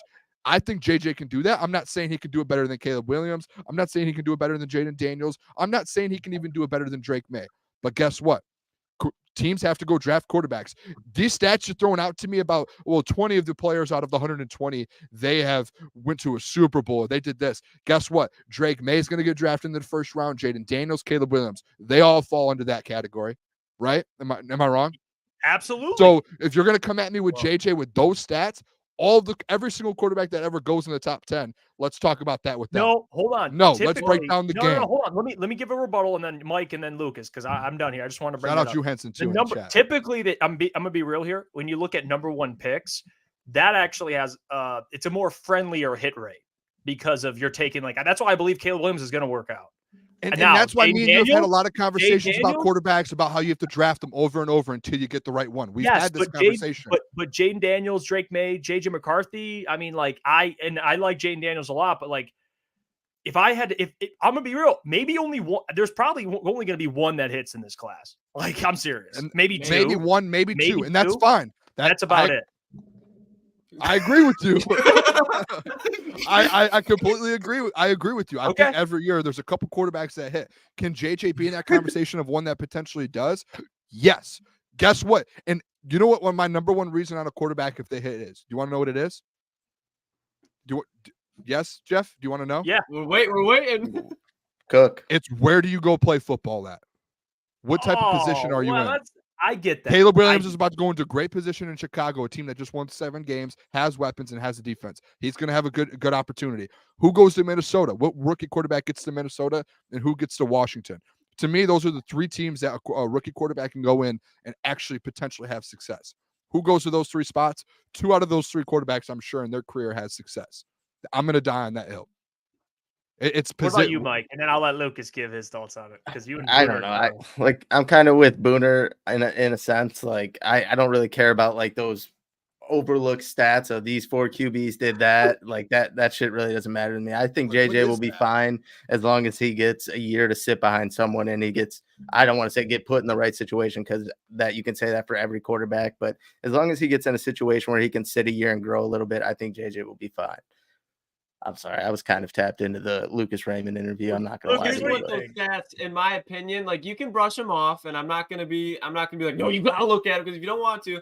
But this is what those stats are saying, because what you're doing is when you're looking at national championship winning quarterbacks, you're usually on the best team in college, the best roster, except for the one outlier there is Cam Newton. If you go back and you look at that Auburn roster they translated in the NFL, he didn't have a receiver. He had Trey Mason running the football. So he's the outlier. But it's important because that's how you have to respond, because you're on a really good team and now you have to translate that same production into a bad situation. So that's where they look at who can overcome adversity regardless of being really good in college, looking really good in college, being supported in college. That's why those things matter, because if you look at the other national championship winning quarterbacks outside of the Joe Burrow, Trevor Lawrence, Deshaun Watson, and Cam Newton's, none of those guys can create outside of the system that they were in. And now they're going into bad systems, or typically bad systems. So that's why there is kind of some legitimacy there, because you have to see, can you overcome in the NFL? Because it was easy. How many times did JJ have to overcome at Michigan? Yeah, no, he's going to be bad in the NFL for sure. Second down. No. But, it's according to the whole chat and according to you guys, he's gonna have. But I'm saying there is some legitimacy to that. And I mean, there's not. It's just if you're good at football, do it. You're going to go win football games. Yes, you're going to be great. There's people in the 6th round, 7th round quarterback. It's Brock Purdy. Great position. Again, to my point, get in a good position, you're going to be good. Brock Purdy, Mr. Irrelevant, great position as a starting quarterback winning football games. Trey Lance was in a good position. Not really. He just didn't. He was hurt. He was always hurt. He was yeah, but he was hurt for a year. And I'm not biased here talking about JJ. Again, Jaden Daniels to me is the best quarterback in this draft class. I'm not the one up here saying that JJ is going to be the best player out of this draft class. Not me whatsoever. And I'm not even saying JJ is going to be elite in the NFL. I'm not saying that. What I'm saying is I think Jaden Daniels is going to be the best quarterback in this draft class. Personally, I think Caleb's going to be too, and I think JJ has a really good shot if he gets in Minnesota in a very good position to be number 3. I don't care if JJ played at Michigan. I'm not going to stick up for that. I'm telling it how I see it. I think he's the third best quarterback in this class. Here's the thing. Maybe Minnesota trades up for him. It's not a bad scenario, but like he's rising up draft boards. He's going to go to a team that didn't win a lot of games. So like he doesn't have a choice. Like he's going to go to a not ideal situation. I think what me and Lucas are just saying, and this is why I brought it up, is I'm dealing with the probability, not the possibility. Like when I look at these numbers, like 4 of 21 quarterback, whatever it was of national winning. I got to look at it real quick just to confirm what I'm saying here. But when people use like he's a winner, he's won, whatever. Yeah, 4 of 21 since 2000. Like that's kind of where I'm like, damn, I don't know. I don't know. And that's why, to be honest, I still believe there'll probably be 1, maybe 2 quarterbacks that hit this draft class. That's it. Like the only anomaly was that Trevor Lawrence, what was it? Trevor Lawrence, Herbert, was that the class with Tua? Jordan Love? I'm not going to get that. Was like you had a couple hitting and then that. Jalen Hurts in there too. Yeah, like that was damn near perfect the first 2 rounds, but it's complicated. I just don't think. I think maybe 1, maybe 2 this draft class. But yeah, I just thought it was interesting. I know there's some, we'll see. Situation does matter, Boone. We're not trying to, come at you. No, I mean it's just like if you're gonna give out quarterback stats about quarterbacks and this and that, it's let's talk about the whole quarterback class instead of one. Like you guys are like, oh, Booner, you're biased against JJ. You guys are very biased on the other side, where you guys just don't like JJ, and you're not willing. And no, I know that because when we were walking out of the combine, the comments that were made, which I will not share on air, the comments that were made, and you guys make me look really stupid in front of the joking, but like those were comments through the whole combine. To where now you guys make me look like I'm extremely biased to the chat and Booner's a Karen. No, it's I know how opposite and unbiased you guys are, or biased you are against hating JJ. Let's not sit here and make me look crazy for just trying to look at it as a football game. Like, is the NFL position? Where is he going to go? How can he play? What's his ceiling look like? Instead, you guys are going to say, "Oh, Booner, you're biased." No, I'm the most unbiased when it comes to this, because of the comments that have been made from you guys in regards to JJ over the last 2 months, how you guys hate him. And Jeff's laughing over there because he knows it's true. The grin over there, you know it's true. You guys know it's true. I'm not going to keep going because I don't want to. No, that's the one. I don't want to be called. I do have. I don't want to be called. There's no argument, Lucas. There's no argument. Yeah, no, that's in the last month. Okay, go ahead, Gentry. That's my problem with it. There is too many people that just hate JJ because of his Michigan past and can't outlook past that. And then there is on the other side, like that tweet, people that just straight glaze JJ and never get a rest. Yeah. So like there needs to be a median where you kind of look at him for the player who he is and his development in the future, and not just hate on him because how he played at Michigan, or like there's just so many like ways that people are tearing JJ down, and then there is that side of it where people are glazing him just unreal, and there needs to be a median where you kind of just let things play out without tearing the kid down. Yeah, I mean, it's almost like we had the conversation the other night about how I said I think he's going to be a lot like Alex Smith, but either way, my whole point was that the stats that he's bringing up are the quarterback stats do circle around JJ, not the other players, because it's a national championship winning quarterback. Why does that matter? Stats, the 10 other ones. What other 10 other ones? He led it up with like 15 stats, and then the very last one was 4 out of the 20. Yeah, like Jeff knows. Jeff knows what he did there. This isn't he was serving it up. No. I think you're misunderstanding the point of me bringing that up. The point of me bringing that up was there's multiple quarterbacks that are going to go high, but I only think 1 or 2 are going to work. It wasn't necessarily a JJ thing. It was just a quarterback class thing, where that's why I like Caleb. But after that, it's like, I can see all of them being bust, to be honest. And that's how I feel. We'll see. Maybe Jaden Daniels proves me wrong. 2 Heisman winners. It wasn't me coming at JJ. Like I said, I think JJ he's going to be overdrafted. I still stand by that. I don't think he's a top 5 pick, if I'm being real. But that's not how the draft works, though. You know what I mean? Like, it's not how that works. So he'll get drafted top 5. I just think he needs a year to sit, And it's not like me trying to come at you Michigan fans. It's just my opinion. You guys remember we talked about JJ for a while. I've never been talked about JJ, and I've heard comments. I wasn't saying just you, Jeff, but there are a lot of JJ haters out there, and most of those people reside in Michigan. So that's all I will say. But it's like if you have any difference of opinion for JJ, you're hating. Like I just don't. I don't. No, it's just there's a difference between people that just constantly dog him and then can't see like the possibility of him having potential to be an NFL QB. People just dog him. Those are the people that I have a problem about. I just think I would love for you to do. What? I would love for you to give me those same stats for Heisman Trophy winners that have gone on to be successful for Jaden Daniels and Caleb Williams for tomorrow. It's much higher than national championship winning quarterbacks. Potentially, but I would just love to let's look at those stats too. And let's break that down. I mean, let's if you just go through the last couple of them. I mean, quarterback wise, Lamar Jackson, Trevor Lawrence, the ones that obviously didn't hit, Johnny Manziel, but then you go Cam Newton. These are names that JJ was just in a thing with. But JJ didn't win it. Like, no, I'm talking about he used those names as the 4 names with JJ McCarthy. So Cam Kyler Newton, Murray. Yeah, I brought up national championship winning quarterbacks. But regardless, it wasn't. It was just it was for the quarterback class. You know, like that's what I meant. And when I brought up the JJ thing, but I was just like, guys, here are these stats. You know, it's like what most of these guys probably won't even work out, to be honest. Probably only 2, maybe 3. I just think it's as simple as you and Mike are a little higher on JJ, and me and Lucas are a little skeptical about JJ. That's really what it is. It's not. I don't think it's like you guys, hating on JJ. I just think I love you boys, man. You just see it differently. That's all it is. Like that's okay. That's fine. That's how these shows work. What's funny is before this conversation, Lucas goes, "This is the conversation that last." Is Lucas frozen? Yeah, he is. Oh, I thought he was just. Oh, he's good. I thought he was mad over there because it froze on just like And I was like, "This is the conversation." He literally said before. Hold up.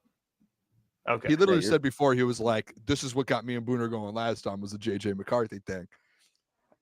Yeah, I think again. Well, yeah, we can get to mailbag. I got 9 minutes. Yeah, we got 9 minutes. We'll get to mailbag. Lucas can he can join as soon as he's back. We'll get him back in here. Ian Olson, mailbag. Who do y'all have winning March Madness? Well, you guys play some bets on it, so I mean, I put my bracket in the crunch time ESPN thing. I've got UConn winning it all. Did back you guys to bring back. that up? We did yesterday. Yeah, before we leave, we'll put the link back in there. So if no one, we'll just after every show leading up to Thursday, we'll throw it in there. Yeah, got some Tiger tickets to give away, and if they're my normal ones, they're probably about like 4th row on the 3rd baseline. So there's some nice tickets. I don't know what game. Maybe if you win, I'll kind of maybe give you one of your choosing. I don't know. We'll figure that out once the time comes.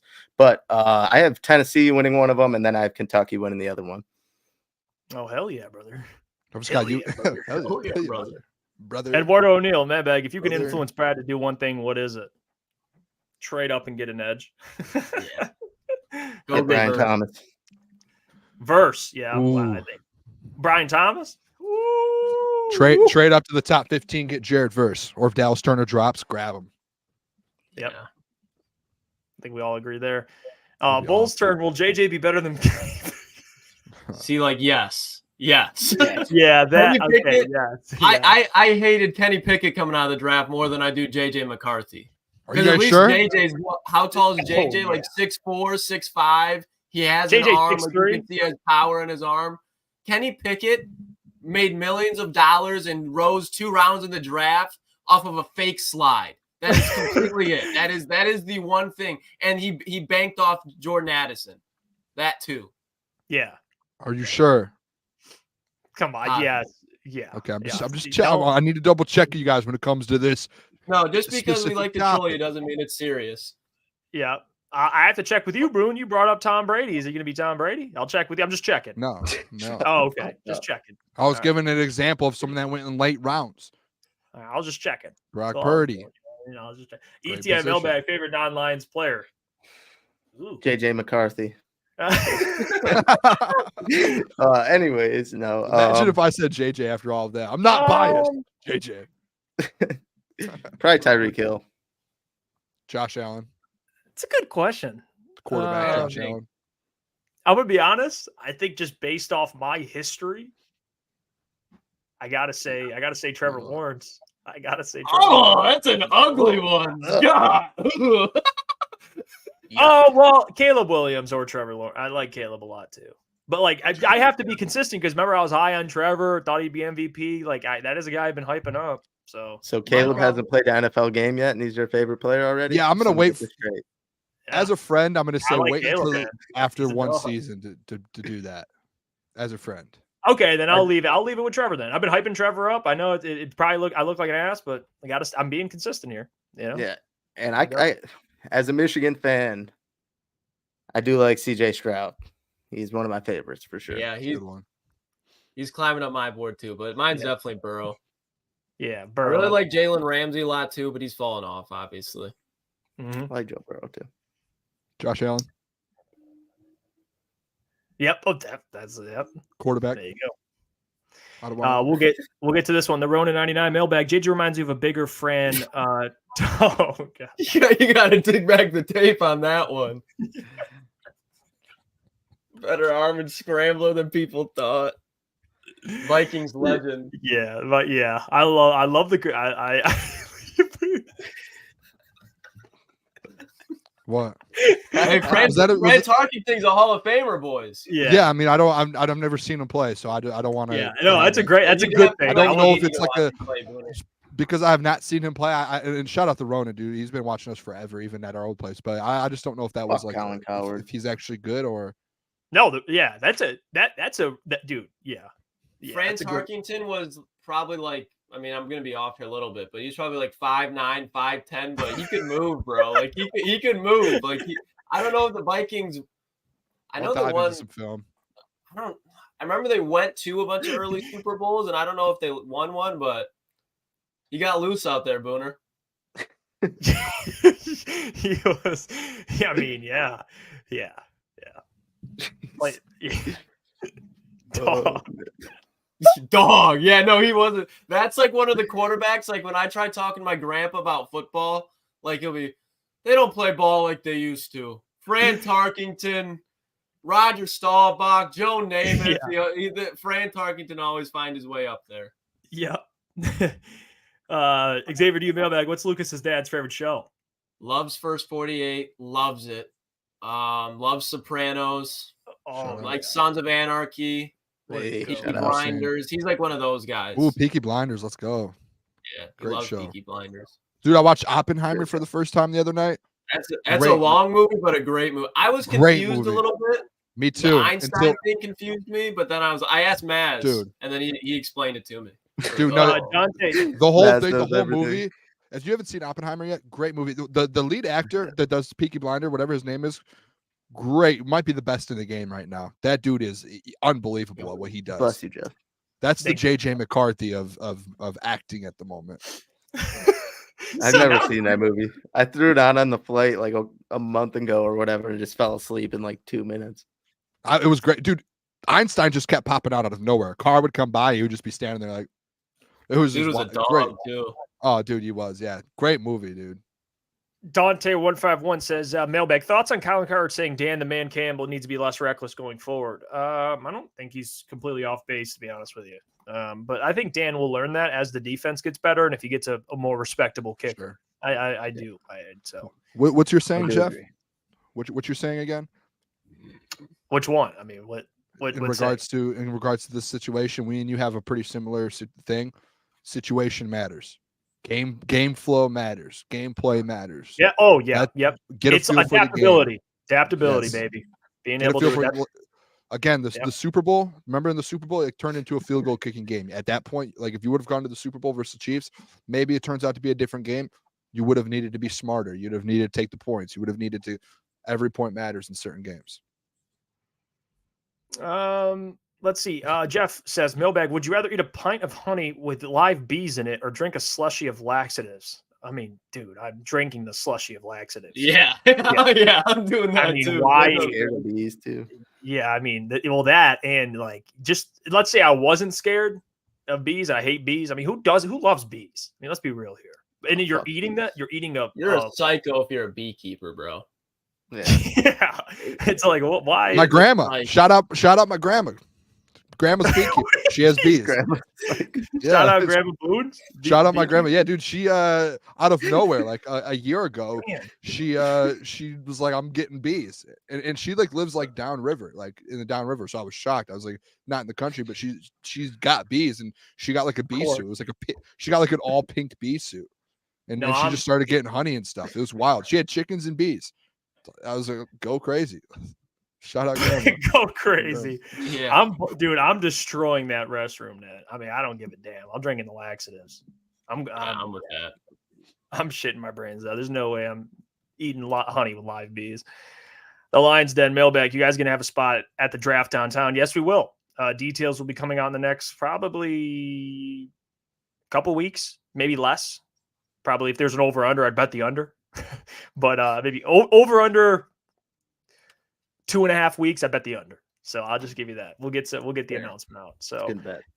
Real quick too, just for the people before we go, I'm going to put the link as well in for the ESPN tournament thing, the challenge. You guys can join our thing if you guys want. And the link doesn't work or you can't get to the link.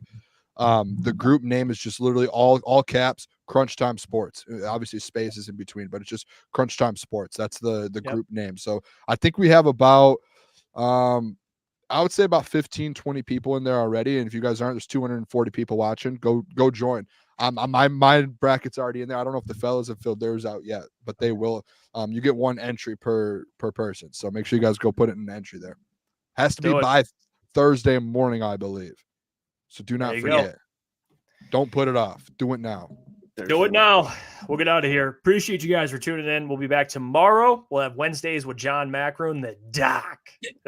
Oh, baby. Yeah, wait. It'll be a lot of fun. Thank you guys for tuning in. Have a great rest of your Tuesday. Don't forget, plenty of content posted all throughout the day on Crunch Time. You can check it out YouTube. Follow us on social media at Official CT Pod, at Official Crunch Time on TikTok. And we'll catch you guys tomorrow. Have a blessed night. Love you guys. Deuce.